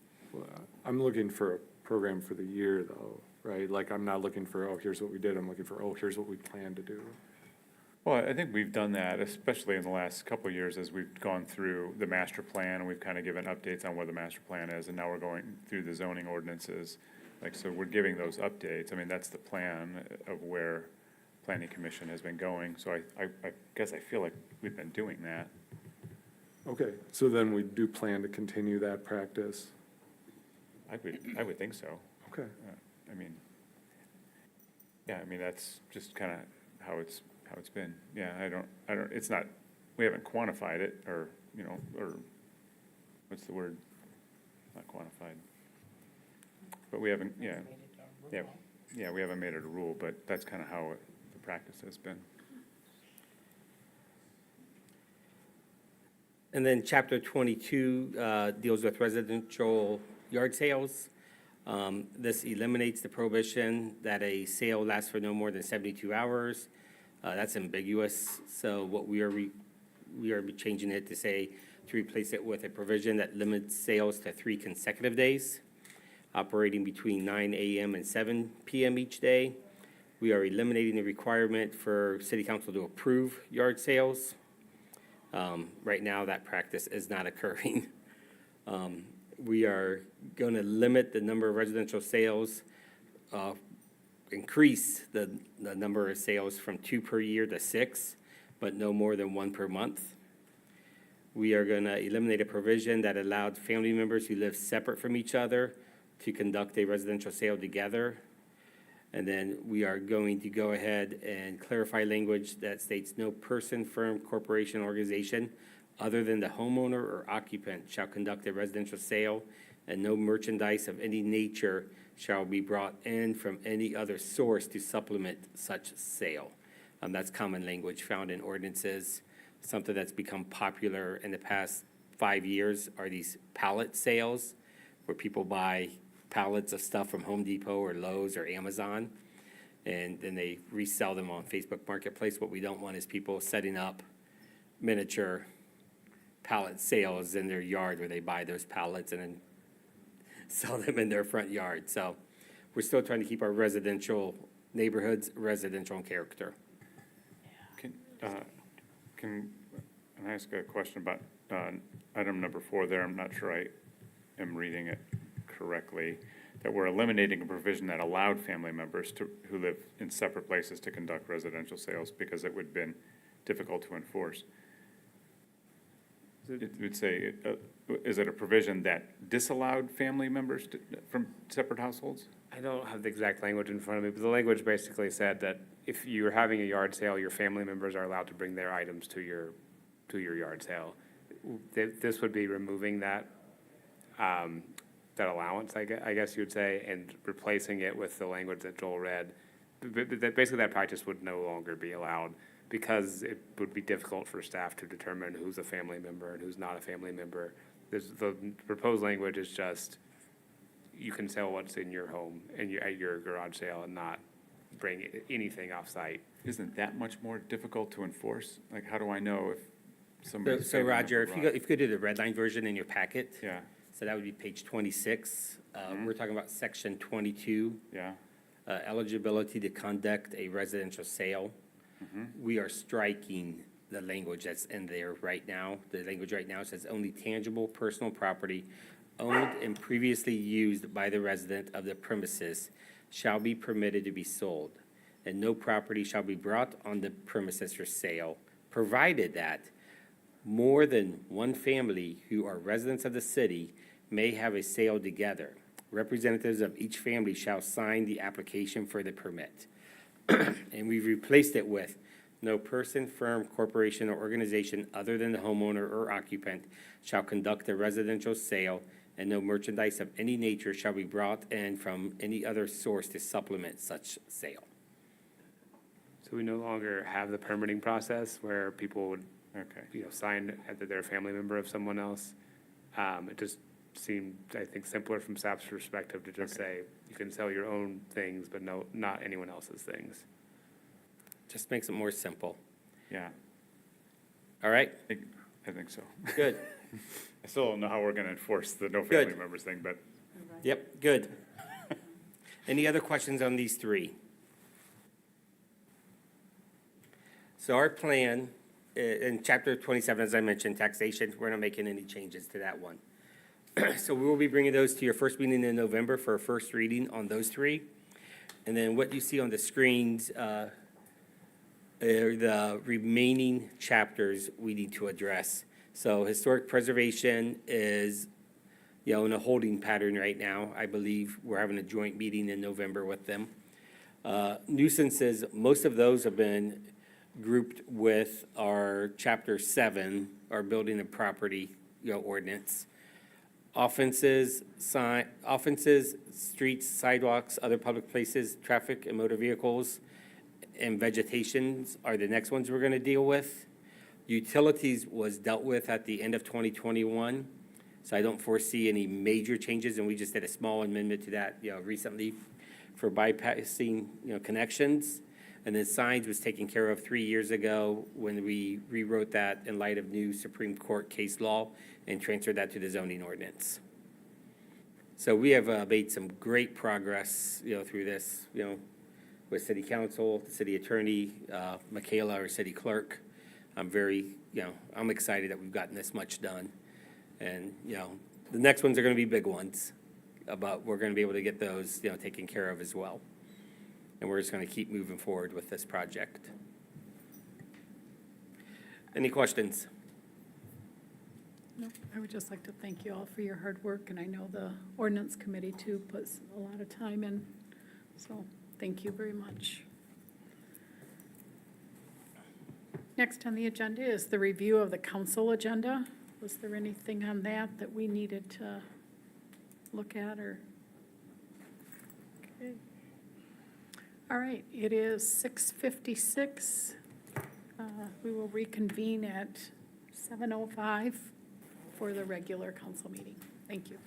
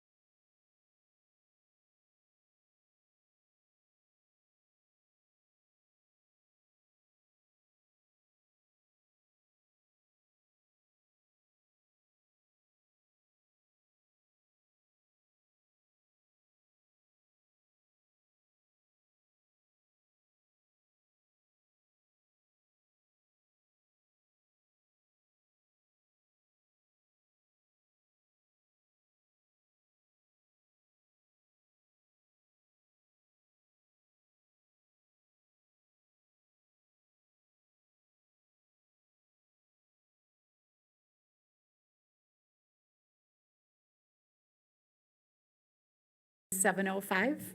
I'd like to call the regular meeting to order. Michaela, if you'd like to do a roll call for us, please. Sure. Councilmember Zeter, Present. Councilmember Hands, Present. Councilmember Andrus. Here. Councilmember Redding, Here. Councilmember Morgan. Mayor Pro Tem Byrd, Here. and Mayor Galloway. Here. You have a quorum. Thank you, Michaela. At this time, if we would stand and say, recite the Pledge of Allegiance with me, please.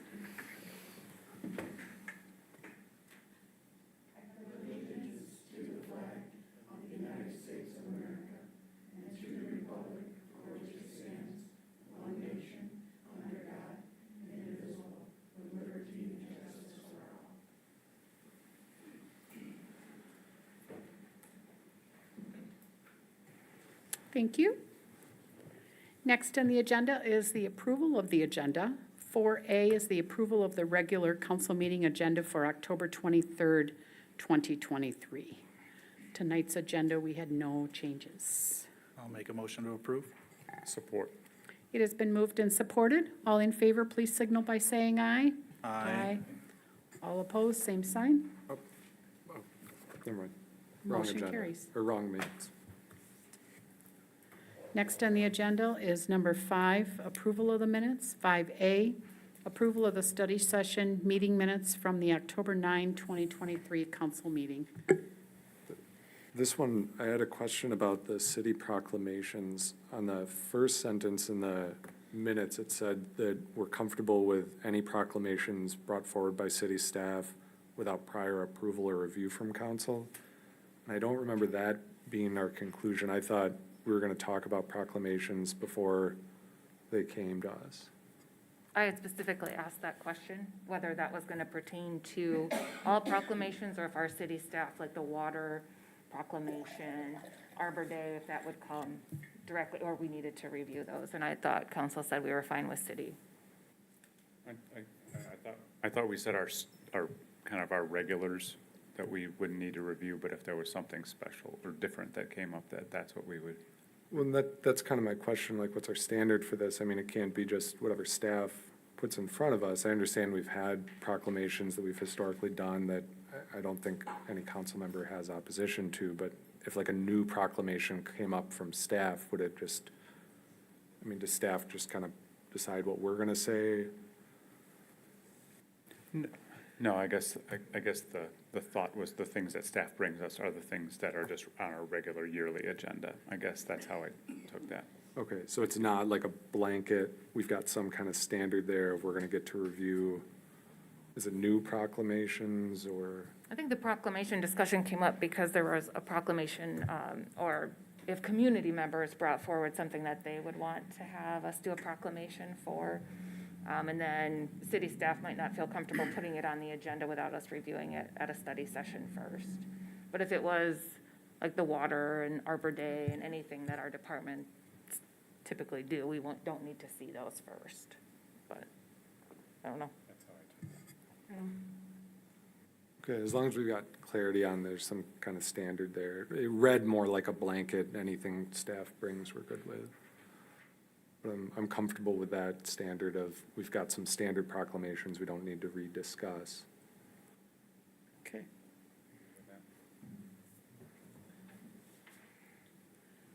I'll make a motion to approve the minutes. I'll support. It has been moved and supported. All in favor, please signal by saying aye. Aye. All opposed, same sign. Motion carries.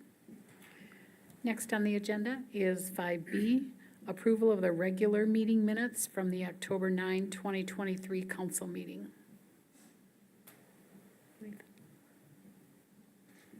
I make a motion to approve as presented. Second. It has been moved and supported. All in favor, please signal by saying aye. Aye. All opposed, same sign. Motion carries. Next is number 6, special presentations and recognitions by mayor or council. 6A is the official letter by Mayor Pro Tem Roger Byrd. Roger, please. This is a letter of support for our fellow council members, dated today, October 23rd, 2023. We, the members of the Allegan City Council, are writing this letter to express our full and unwavering and unequivocal support for our fellow council members, Mayor Teresa Galloway, and council member and former mayor, Delora Andrus, and for their integrity and exemplary service both to the city council and to the city of Allegan.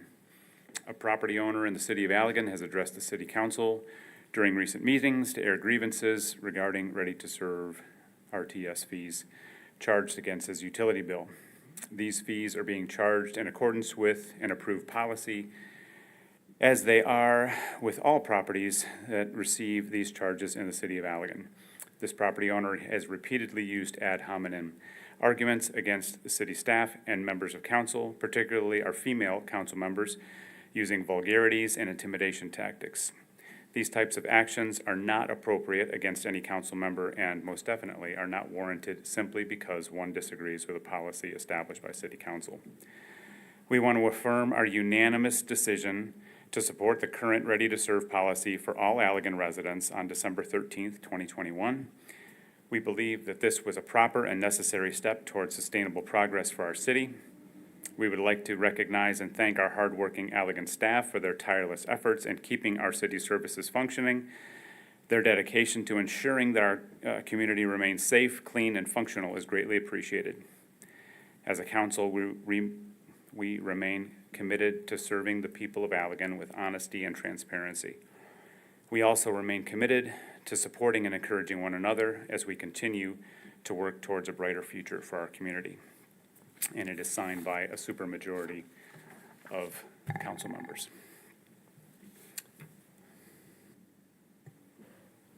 Thank you, Roger. Number 7 is the first reading of ordinances and scheduling of public hearings.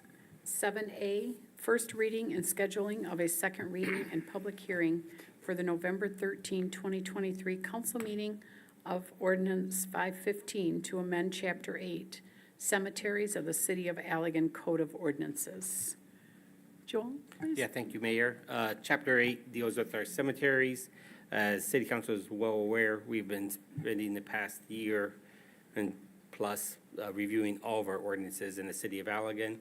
As we went through the cemeteries, there was a desire to consolidate and streamline our rules and regulations. The rules and regulations will read as follows now. The cemetery shall be open to the public from dusk to dawn. Urns and containers should be no larger than 12 inches square or diameter and must be placed to the side of the grave marker. No more than 2 urns or containers per gravesite is permitted. All objects must be contained within a gravesite, placed within 18 inches of the grave marker. The city reserves the right to regulate gravesite decoration for beauty and safety. The city cannot store or save decorations removed from graves. Some people like to place items on graves in memory of someone. If those things deteriorate over time, the city has the right to remove those if they deteriorate or if they become unsafe. Flowers, plants, shrubs may be planted in the ground and must be contained within the gravesite. The city is not responsible for flowers and plantings that may prohibit grounds care activities. The city reserves the right to remove trees, shrubs, flowers, and faded, disintegrated, or broken artificial flowers. The city has the right to trim, cut down, or remove any plantings that are in poor condition. Pets must be kept to paved paths, must be leashed, and their waste picked up after. Failure to do so will result in a fine. Excessive fines will result in a ban from the cemetery. Funerals are under the exclusive direction of the city cemetery management. These rules were reviewed by the Public Spaces Commission, which is the commission that oversees the cemetery for the city council. They also were reviewed and discussed with some community members that are engaged in the cemetery there. There was discussion about having a rule address speed limits at the Public Spaces Commission, but that's addressed in a separate part of Chapter 8, so we feel that's been addressed. Again, this is a first reading. Tonight you are accepting it, and then you'll make a motion to schedule a public hearing for your November 13th meeting. Any questions?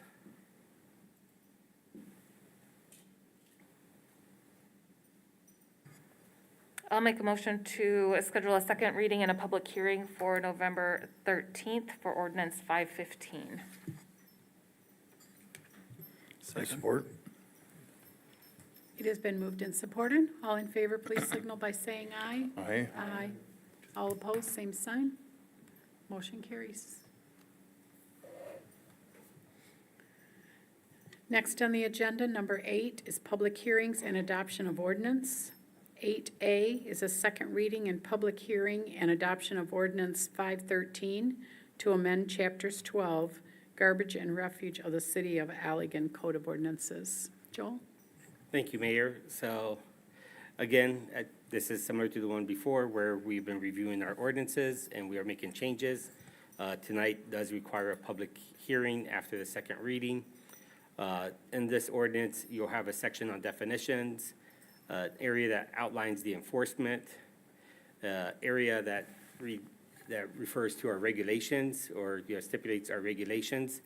I will take a moment here to say that we have streamlined our rules and regulations as it, relates to garbage in the city and, residential regulations, more focused here. Garbage shall be stored in a portable, watertight, and vermin-proof receptacle of substantial construction with handles and a tight-fitting cover. Receptacles must have a capacity of at least 10 gallons, but not more than 96. Dumpsters and other receptacles exceeding 96 gallons are prohibited on neighborhood residential premises, except when necessary to dispose of construction debris from work being performed on the premises pursuant to a valid building permit. Garbage receptacles shall generally be stored in an appropriate location in the side or rear yard of the property, except as provided in subsection 4 below. Receptacles shall not be stored in the front yard. Garbage receptacles may be set out for collection in the right-of-way after 8 a.m. on the day preceding the collection. After such receptacles are emptied, they shall not, on the same day collections are made, be removed, or they shall, on the same day of collections are made, be removed from the street right-of-way no later than 8 p.m. So, bulk items, to the extent a premise is served by a provider that offers bulk item collection, such items may be set out for collection in the right-of-way for no more than 24 hours. No person shall deposit bulk items in the public right-of-way or upon the traveled portion of any public street, alley, or sidewalk, or with any public place except as permitted by this subsection. So occasionally you'll see a couch, recliner, TV stand that says free. 24 hours. And hopefully your trash company's coming to pick it up. And if they're not, we are removing it and doing a misdemeanor on your property for that action. We talk about prohibited waste disposal, any material that might endanger the collection personnel, or deposit or deliver to a disposal site any hazardous material. And then in this ordinance, we also talk about the downtown collection program that we've reviewed and discussed here at City Council as well. So this is a second reading. You've had this ordinance now for about a month in your hands. It does require a public hearing, Mayor, before you move to approve it.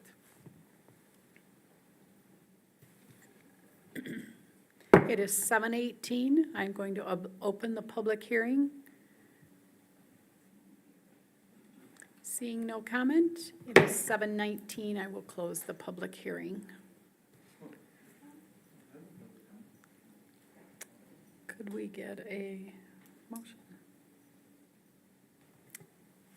I'll make a motion. All right, I make a motion to approve the ordinance 513, amending chapters 12 on garbage and refuge in the City of Allegan Code of Ordinances. I second. It has been moved and supported. All in favor, please signal by saying aye. Aye. All opposed, same sign. Aye. Motion carries. Next on the agenda is 8B, second reading and public hearing and adoption of the ordinance 514 to amend Chapter 17, offenses of the City of Allegan Code of Ordinances. Joel? So this ordinance addresses one section of our Chapter 17, and that is to authorize city council to approve a wildlife control hunt, if you so desire. Just for some background information, this was reviewed as an emergency ordinance a couple meetings ago. That did not pass by a supermajority, therefore it failed. It was reintroduced as a regular ordinance in a first reading at your previous meeting. That did pass, and it is here to you tonight for a public hearing and a second reading. And then after the public hearing is when you make a motion on this ordinance. Any questions? Did we find clarity on the firearms versus slingshots? Sure, so I engaged our city police chief on that, and he said all firearms are regulated by state law. Okay, so do we have a state law that supports kind of the same restrictions I that do we're not know putting on that answer. slingshots? All right, that was part of my question Yeah, last time. do not know that answer. Okay. Okay, at this time, it is 7:21. I'm going to open the public hearing. If there's any comments on this ordinance? Seeing none, 7:21, I'm going to close the public hearing. If I could get a motion, please. I'll make a motion to approve. Ordinance 514. A second? It has been moved and supported. All in favor, please signal by saying aye. Aye. Aye. All opposed, same sign. Aye. Motion carries.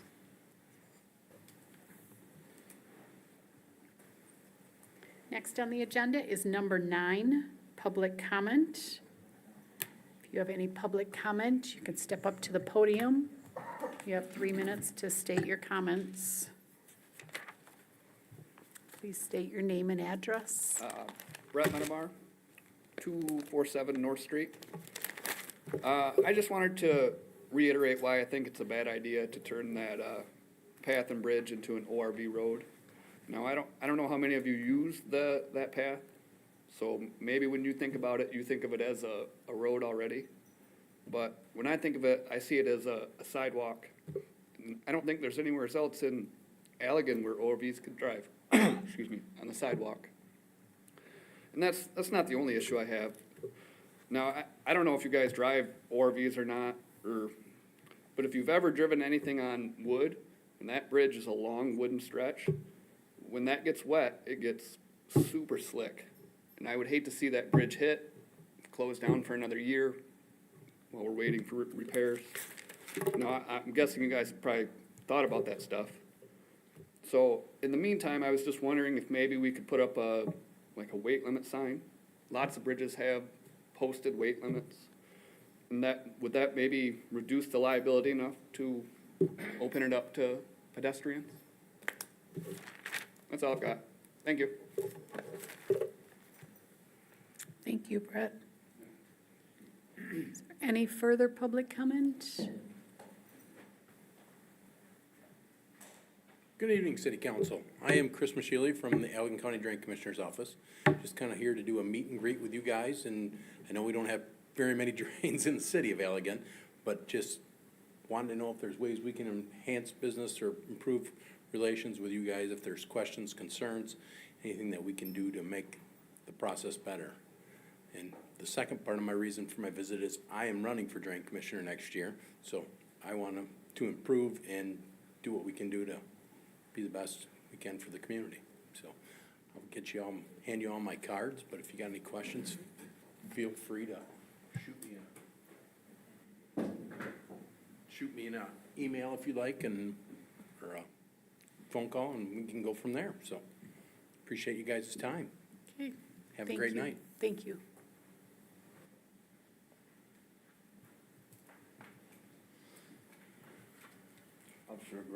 I'm sure glad that I read all this attention. It ain't I disagree with your RTS fees. I believe I wasn't treated fairly. Once you guys seen who I was and how I talked to you, because Joel lied, he lied. and he's still lying to you. He told you he sent a letter to me. That's when you called me a liar. You don't like the fact I don't stand up for the Pledge of Allegiance. Liberty and justice is not for all, especially for a black person. Joe has too much power, and he lied. He called the police on me, okay?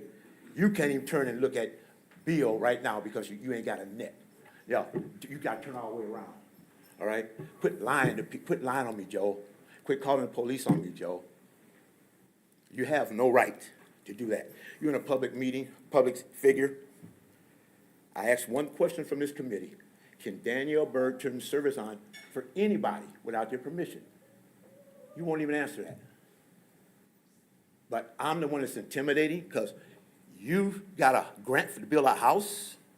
This whole committee is crooked. It didn't start off like that, but I've been here for 53 years. You're an ass. You're a big ass. You know what that means? Since you guys don't like what I say, you got a police back here because of me. But it's because of you. If this had happened to anybody else up here, where somebody turned something on in their name, everybody up here be pissed. You thought I was gonna go away. You think because you called the police, I'm scared. I'm not. That's why you're sitting over there right now. You're less than a human being. You're a piece of shit, Joe. You are. What's wrong? You don't like what I say? Since you say I intimidate the women's, that's a lie. Well, that's a lie. That's why this committee gave you a house, and then you sold it and moved out of it. They didn't give it to you, they gave you the money to buy it. This whole committee is crooked. It's a racist ass thing. If you allow it to go on, you're still just as guilty as everybody else. When evil flourishes, it's because of good people that's supposed to be good, you allow it. You don't speak up. Where I come from, you can't turn nothing on in nobody's name without their permission. Nobody. Did you call Kalamazoo County and see do they charge people when they're not getting water? They don't. What city do you guys call to find this information out? Did anybody check on this? When the service, you got people paying for a water bill, paying RTS that don't even have any property. They don't do that nowhere. I'm not using your damn water. You're just some money-hungry, racist ass white people. And I'll be back the next 2 weeks too to say the same damn thing.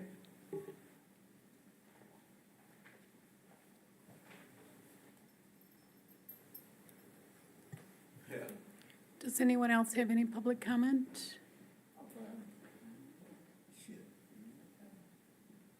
Good evening, everybody.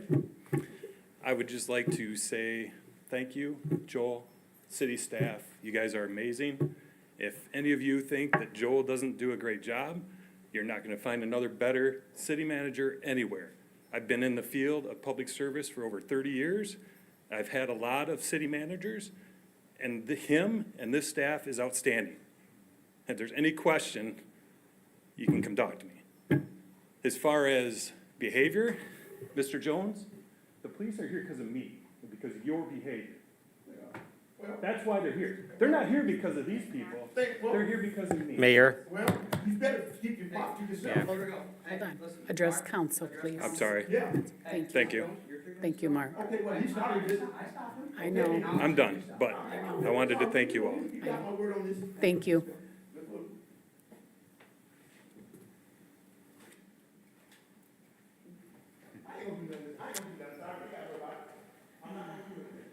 Hello, Tracy Perigo, 176 Jackson Street. I had no desire to come up here and talk, but after tonight's, whatever this is, I just want to thank you, Roger, and the supermajority that signed that letter.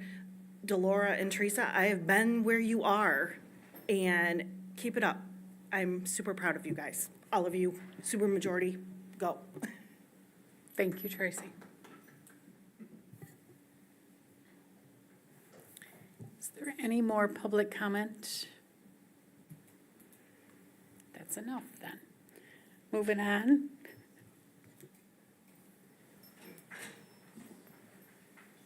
Next on the agenda is 11, reports from boards, commissions, and city offices. 11A1 is the Downtown Development Authority October meeting. I'm going to try and do this. I forgot my notes, so Parker might have to chime in and fill in the blanks here, because I'm just going to basically tell you what is on the minutes here. Parker gave us a update on the downtown improvement project. Basically, it's kind of what we heard tonight. We had general discussion. There was a few people concerned about getting sidewalks back down on Locust Street, and we handled that. Looks like that's going well now. Parker did tell us about the November 25th ribbon cutting event for the downtown improvement project. It will coincide with the Small Business Saturday, which we already touched basis on that.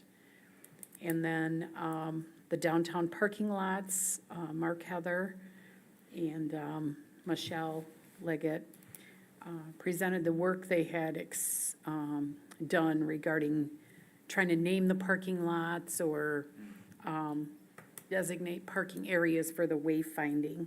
And they came up with like parking lot, was it just one? Yeah, they were numbered 1 through 8. Yeah. Yeah. And so you could find, like, if you knew you were going to 3 and there wasn't any parking, you knew you could move on to number 4 or, you know, to get near your destination. So it was just an idea that, that we kind of put in their hands to design parking for wayfinding, give us some ideas where to go with that. And then the Mahan Park Improvement Grant, we talked about that, and Joel shared exactly with them basically what he shared with us tonight about that. Did I leave out anything, Parker, that we talked about? I think you covered it. Okay, great. Thank you. Next on the agenda is 11A2, the Public Spaces Commission, October meeting. Bill? Thank you. We had our meeting, and just like all the rest of them, our biggest discussion was on the Mahan Park grant that we got. The $160,000 going towards approximately a $400,000 cost for the refurbishing of the park. At the time, they said a springtime kickoff. I don't know if that's still in the air or not, but that's what they had said at the meeting. Pretty much the layout of the park would going to be the same. They wanted to enhance some handicap accessibility areas for that. Other than that, we went over the community recreation survey, which was interesting, that 30% of the people that responded to it were actually outside the residents of Allegan, the city of Allegan. They were county residents, which was nice, and that's what we have these parks for, not only for the city, but for the area. But 30% of it. What else? Went over the cemetery, discussed the fact that there was a need for a speed limit because in the ordinance that we saw, there was nothing there. So in an email, Joel had sent us all, or Parker, one of the two. Parker did the work. Thanks, Parker. Had sent us that it was covered in another area of 15 miles per hour where we had discussed 10 miles per hour. But I traveled through the cemetery at 15 miles an hour. That's a little fast. Anyways, that's about it today. Oh, they received the Friends of this Oakwood Cemetery are buying a machine or something to help them lift the stones that are dilapidated and old and need to be repaired and taken care of and reset. So that's something they're doing. They want to store that, of course, in the chapel, so. Other than that, I don't know or cannot remember. My notes are filled, and that's it. I think you covered it, sir. Thank you. Thank you, Bill. Next on the agenda is 11A3, Planning Commission October meeting. Mayor Pro Tem Byrd, please. Yes, we reviewed a site plan from Fabricated Components and Assemblies Incorporated to construct a 12,000 square foot addition to their building up in the industrial park.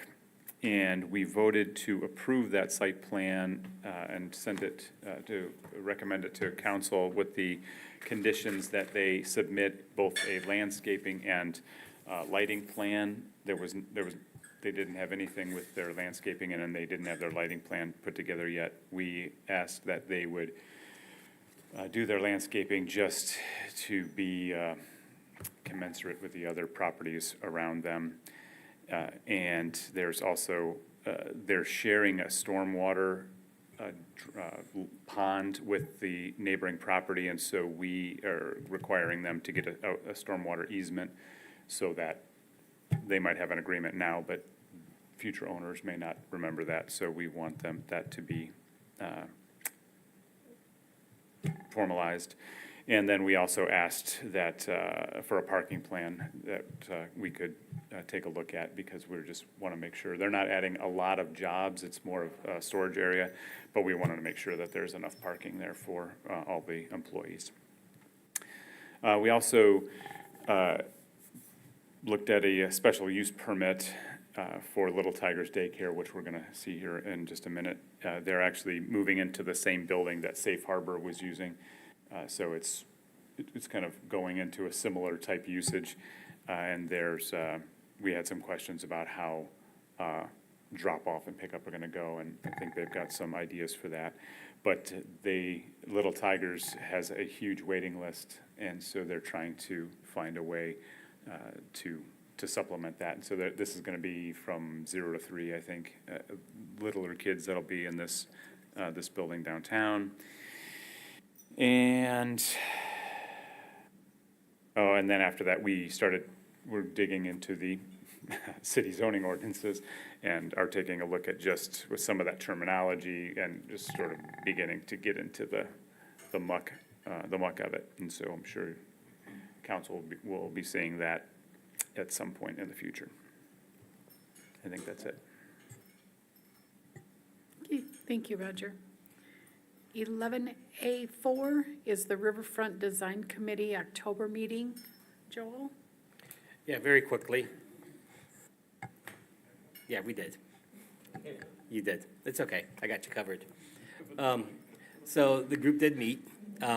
This was more or less a post-meeting of the report that was submitted to the EPA. They wanted to meet before council received, the report, your last meeting. However, some timing issues didn't work with them. So they just got an update of the report. They accepted it for information. Michael Van Bruggen, who owns 100 Water Street. I hope I pronounced his last name correctly. If I didn't, I apologize. He just reiterated his concern about the survey work that was done, the property surveys and boundaries, and wants to make sure that we're all on the same page before any construction starts. And, the committee said, yeah, most definitely. He just wants to be involved. And then he asked if he could join the committee as well, since he owns a property along the river. And we have 3 vacancies right now, so there's room for him to join the group. The committee has agreed to continue to meet no less than once a year. They understand it's really a start-stop kind of committee. They only meet when there's things that really to discuss and move forward with. And as we presented to council right now, the ball is really in the state and EPA's, court as we move through this process. So that's what they discussed. Okay, thank you, Joel. Next on the agenda is 11B, Finance Department. 11B1, request to approve accounts payable and payroll. Roger, please. We have accounts payable in the amount of $751,375.51 and a payroll in the amount of $121,527.43 for a total disbursement of $872,902.94. I make a motion to approve. It has been moved and supported. All in favor, please signal by saying aye. Aye. All opposed, same sign. Motion carries. Next on the agenda is 11D, Water Utilities. 11D1, request to authorize a purchase order for Northwest Kent Mechanical to rehab the Eastern Avenue lift station in the amount of $430,000. Doug? Yep, this project was bid out. There was only one bid received from Northwest Kent Mechanical. The bid amount was $391,100. The amount requested includes a 10% for contingencies should anything arise that was not foreseen in the review and engineering of this project. Because the damage has been associated due to industrial discharge, any of these bills will be then billed to Payroll for reimbursement to the city.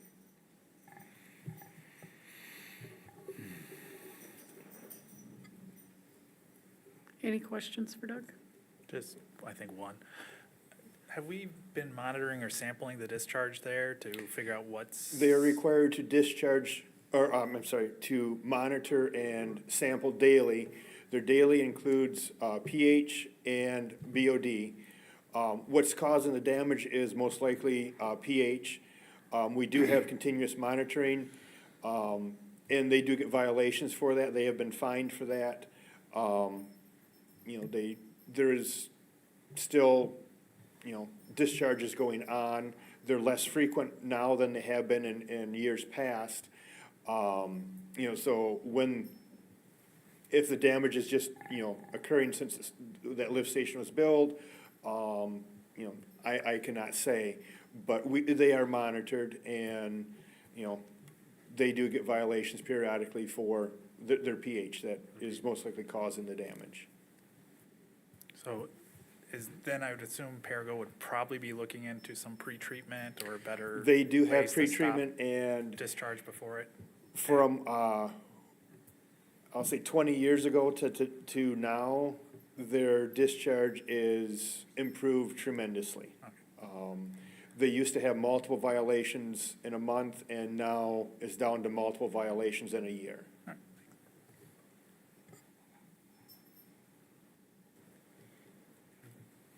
Anything further for Doug?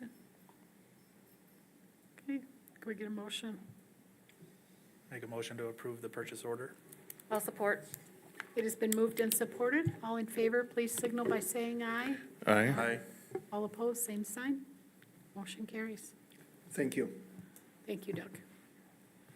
Next on the agenda is 11E Public Works. 11E1, request to authorize a purchase order for CHOP for fiscal year 2023 annual tree removal program in the amount of $18,085. Thank you, Mayor. This is part of our annual tree maintenance program. We went out for bid. We have 8 trees that are being removed and stumps that are going to be removed as well at 7 different locations within the city. The trees are selected for removal or based on them being dead, dying, or pose a potential safety issue. One is right downtown on Chestnut Street, across from the county courthouse. And when we mentioned it at the public spaces, they were like, "What? There's a tree there?" And it has not had leaves for a couple years. And it just, these things just kind of blend into the background, but we need to stay on top of them, or if they can, fall and, cause damage. So 3 bids were received. The lowest one was from CHOP for $18,085. I will note that this does require a budget adjustment in the amount of $5,000 into the local street fund for us to do this. Any questions for Joel? Thank you, Joel. Make a motion to approve the purchase order for CHOP for the tree removal. Support. It has been moved and supported. All in favor, please signal by saying aye. Aye. All opposed, same sign. Motion carries. I will say that CHOP's been doing some work for consumers, and they've been doing a really nice job.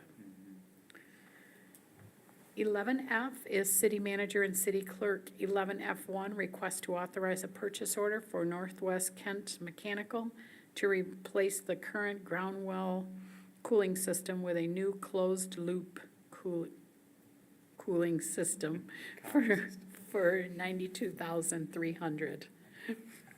So I'm going to start with the apology that we don't know how to spell cooling on the agenda. Twice in a And we row. found out today that culling is an actual word. I'm like, why did Microsoft Word not catch this as misspelled? Nope, because that's an actual word. It means to cuddle or something like that. So, this is in the budget. It's been in the works for a couple years. We knew this was coming down the pipeline and we were gonna have to address our old system. The ground well cooling system we use right now takes water from a ground well, runs it over a chiller, air conditions the Regent Theater, and then we discharge that byproduct into the Kalamazoo River under a permit through Eagle. So every day we operate it, we have to measure the temperature of the water, the pH of the water, and the amount of the water going through the system. This is burdensome on staff with other responsibilities, and we know our well is getting old. So this is part of trying to get in front of it before the system breaks, because this community is very supportive of our Comfortably Cool summer concert, or not concert, but our summer theater program that we, get sponsors, show movies in the daytime so kids can come in out of the heat and enjoy an air-conditioned theater. We budgeted $100,000. The bid came in under their budget price. I will note that this doesn't include the fencing that's got to be built around the system, but we feel we can do that for under the, $7,700 there. So we're recommending we move forward with Northwest Kent Mechanical. Did we add into the cost or look into the decommissioning of the well? That will have to be decommissioned and capped.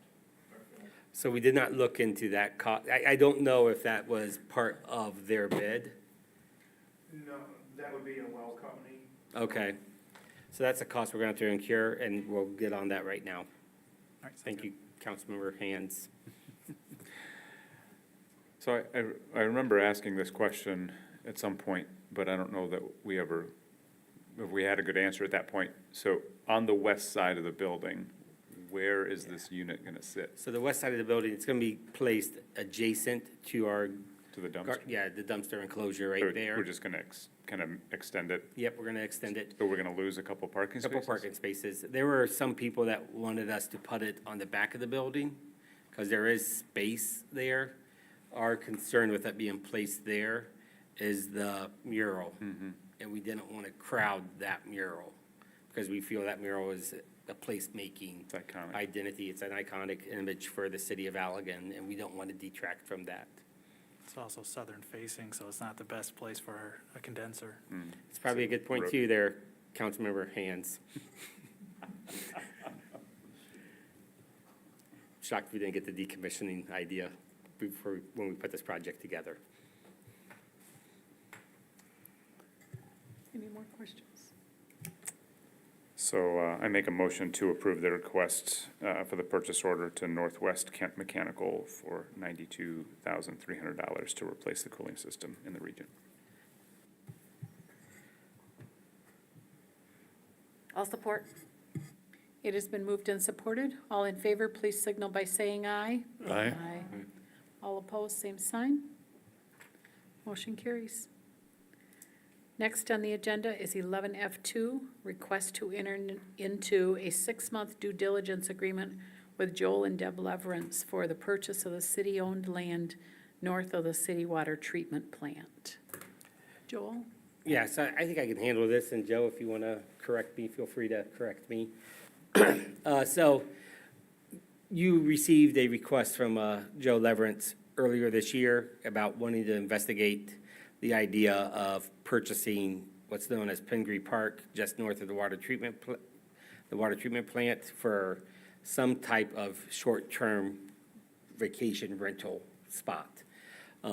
We encouraged him at that time, feel free to start having conversations, and we'll start putting together a due diligence agreement that can lock him in for 6 months, and then if he would like, and we would like, we can extend it for another 6 months. And so that's the document that's in front of you this evening. It just kind of, formalizes our relationship for that one property. Any questions for council of me or Mr. Leverence?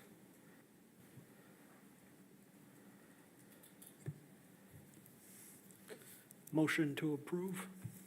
Support. It has been moved and supported. All in favor, please signal by saying aye. Aye. All opposed, same sign. Thank you. Motion carries.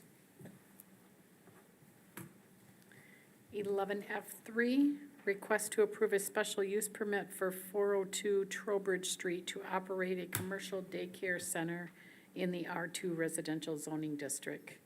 Joel?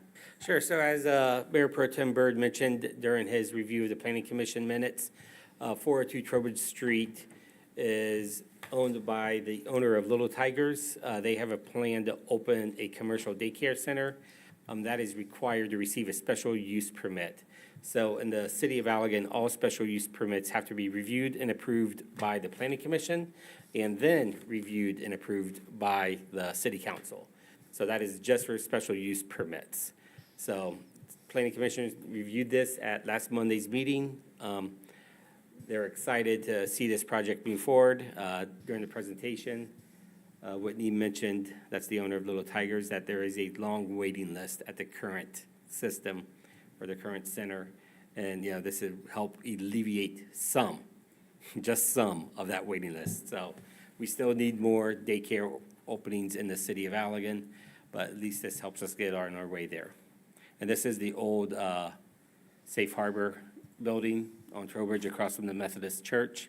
So it kind of just fits like a glove in, you know, the Planning Commission's opinion and in my opinion. So they are recommending that council approve this special use permit. Well, I'm super excited about this possibility, so I will make a motion to approve the special use permit for 402 Trowbridge. And I support it. It has been moved and supported. All in favor, please signal by saying aye. Aye. All opposed, same sign. Motion carries. Next on the agenda is communications from city manager, council, and mayor. Doug, do you have anything else for us? I would just like to let Councilmember Hans know that I've already sent in a request to our well company, Peerless Midwest, to get us a price to decommission the Griswold well. So, and that is all. Thank you, Doug. Griswold or Region? Michaela, do you have anything? Nothing from me, thank you. Parker? Just a quick reminder that trick-or-treating in the city of Allegan will take place on Tuesday, October 31st. There will be trick-or-treating in the downtown area from 3 to 5:30 at participating businesses, and then from 5:30 to 8 o'clock within the city limits. Thank you. Joel? Sure, yeah, during this study session, and I wanted to share this when we're on camera, Councilmember Redding, you inquired about the fee to turn on, turn off for shutoffs. So in our fee schedule on page 175 of the budget, which is approved by council, there is a delinquency fee for turn on and turn off. So it's a one fee of $50 if the turn on, turn off occurs between 7 a.m. and 3 p.m., Monday through Friday. And then if it's after hours, it would be $150 is what it is if it's after hours. So so you are correct, there is a turn on, turn off fee, that's a one-time fee. You know, that covers, you know, sending staff out, you know, to take care of that, as well as the administration staff here, and they're handling that as well. And that's the only fee we're charging people when we turn off? You got your delinquency fee for turn on, turn off right there, and then that's the fee for turn on, turn off, but you also have a penalty fee of 5%, not if you don't pay your payment on time by the due date. There's not an administrative fee on top of that? I do not see that. As I mentioned, I was texting the finance director during that study session, and that's the information we have. And that happens with every shut-off, all 25 to 30 for the last 4 months? Yep, that fee should be added just like it is. We usually don't, you know, add some and don't add others. But if you want to shoot us an email with, you know, exact questions, we can go ahead and do the deeper dive research. But this was the course of a night with, you know, text messaging and talking to Doug in between the meetings. Okay, thank you for that update. Sure.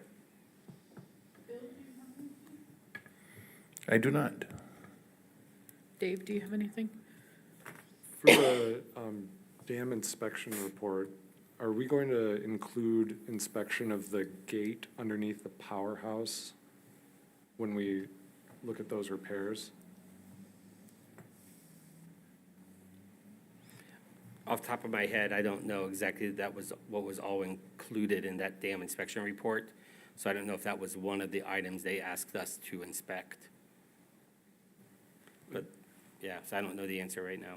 When do you think we'll get a plan for all of that? I don't fully understand or follow you when you say a plan for all of that. So we got this inspection report. We should do something with it or have a plan with it. When will we see a plan for that, how we're managing that inspection? So the administration of the city, we get several reports or, requests from our regulatory authorities, which lie at the state level, and staff just incorporates that into our daily job. And then we just go out and do the work that they ask us to do, whether it's through the Water Utilities Department or DPW. So when the airport through the FAA, when they do, or MDOT Aero, when they do their inspections. So off the top of my head, that report we get from Eagle, we were told these are the things we should look at, or these are the things we should do, and then we don't hear from them again until they come back out for that for their, every 2-year investigation. Yeah, but when are we gonna do the things they told us to do? Some of those things have already been done. Have we done them all? I mean, I'll go ahead and make a note to check with the DPW department and get an update on where we are with that work. okay, thank you. Delora, do you I want to have follow any- up. Is that something, I work for a whole council. Is that something the whole council would like to see? I feel like that's a staff thing, and we don't need to micromanage staff, so as long as you're doing your due diligence and repairing stuff, I mean, I don't think that that's something that needs to come before us. I think maybe just to say that they completed all action items that were on the report that were action items. That's all I really need to see, is that they were completed, because we were informed by the inspection that these things need to get done. I mean, if they I don't tell need us they're gonna go cut down all these trees, we don't need to know that they cut them down by the end of September 30th. I'm just saying You when they're know, done with them, I- to tell us what they've completed. Do we have a regular, do we have something set up where you're giving us regular updates on the dam? You get a monthly report from Yeah. the DPW, you get a Right. weekly report from the water utilities, because that's And it just how the be- water utilities works. Right. Right. A periodic report from Police the police department, and then every other meeting, city manager's office is here with you. But this, I guess what my question is this something I can just give you like a quick email? These were the 4 things, done. Sounds good to me. Okay. That's fine. That's all I'm looking for. Yeah. Delora, do you have anything? I do. Okay. First of all, Michaela, if you can make note, that gentleman that spoke earlier, his name is Mark Lytle. He lives at 126 Park Drive in Allegan. Happens to be my husband. Clearly, he was upset, but unlike some council members, I'm not going to excuse his actions for being upset. There are certain council guidelines and rules that need to be followed. We have been notified of those, and they stay in place until they are changed. So that needs to be compliant, and you can bet that I will have a conversation with him when I get home about that behavior. But I do want to say that it has been a tough couple weeks. I'm going to really tell you my truth right now. I'm going to take this down a little bit. But COVID is running around my office right now, so I thought I'd be kind and wear a mask. I've taken 2 tests before I came tonight, but I wanted to be safe for everybody. But part of me really hoped that I was COVID positive, so I didn't have to come to this meeting. And it's not because I'm intimidated by Mr. Jones, because I am not at all intimidated by him, but I'm tired. It's tiresome at this point. So I wish he was here so I could speak this truth to him. This gentleman that's saying these things, he doesn't know me. And he's welcome to make his public comment as long as it falls within our parameters. So who I am, I'm someone who's protested the murder of George Floyd. I'm a supporter of Black Lives Matter. I have marched multiple times for women's rights. I go to Pride events and I speak at them. And I work for an agency that supports the mentally ill and those with intellectual and developmental disabilities. So for someone to come in here and speak about that, they need to understand they're not speaking the truth. And I'm not going to stay silent about it. I will tell you who I am. And who I am is, if I have any thought that a policy from our city or our city staff are discriminating against somebody based on their race, religion, sex, ethnic origin, I will fight hard to get that changed. Absolutely. And I think I can speak for everyone on this council that they would do the same. So in this case, this gentleman has been charged according to our policy, and that's it. He can come in, he can make public comment, etc. Until that policy is changed, that's the way it's going to stand. I will not forgive it. I will not change the policy unless we as a full council decide to do that. I appreciate the people's support. I've had other people reach out to me in these last couple weeks in support because that is uncalled for, and I will no longer accept it. So if I'm the only one who's going to speak, that's fine. I will speak out. Sorry, Mayor, if I speak over you. I'm not taking it anymore.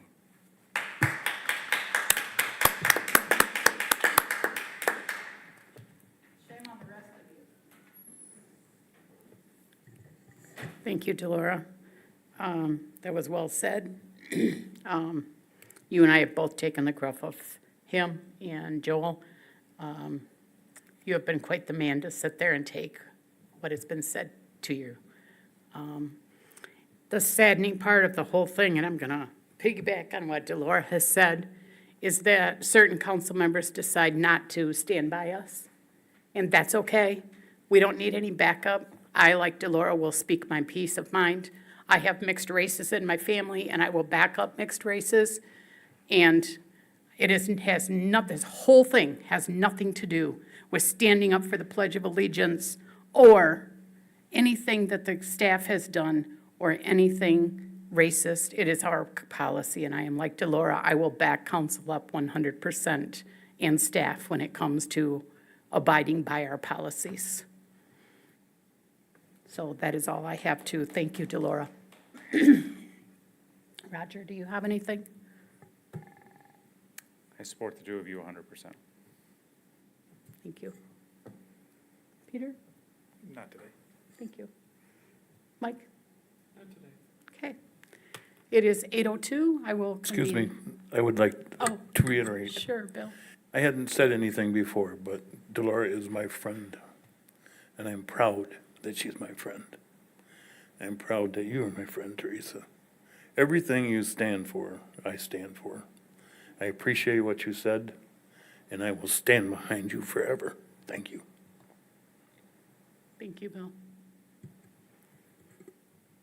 At this time, I will convene this meeting at 8:02.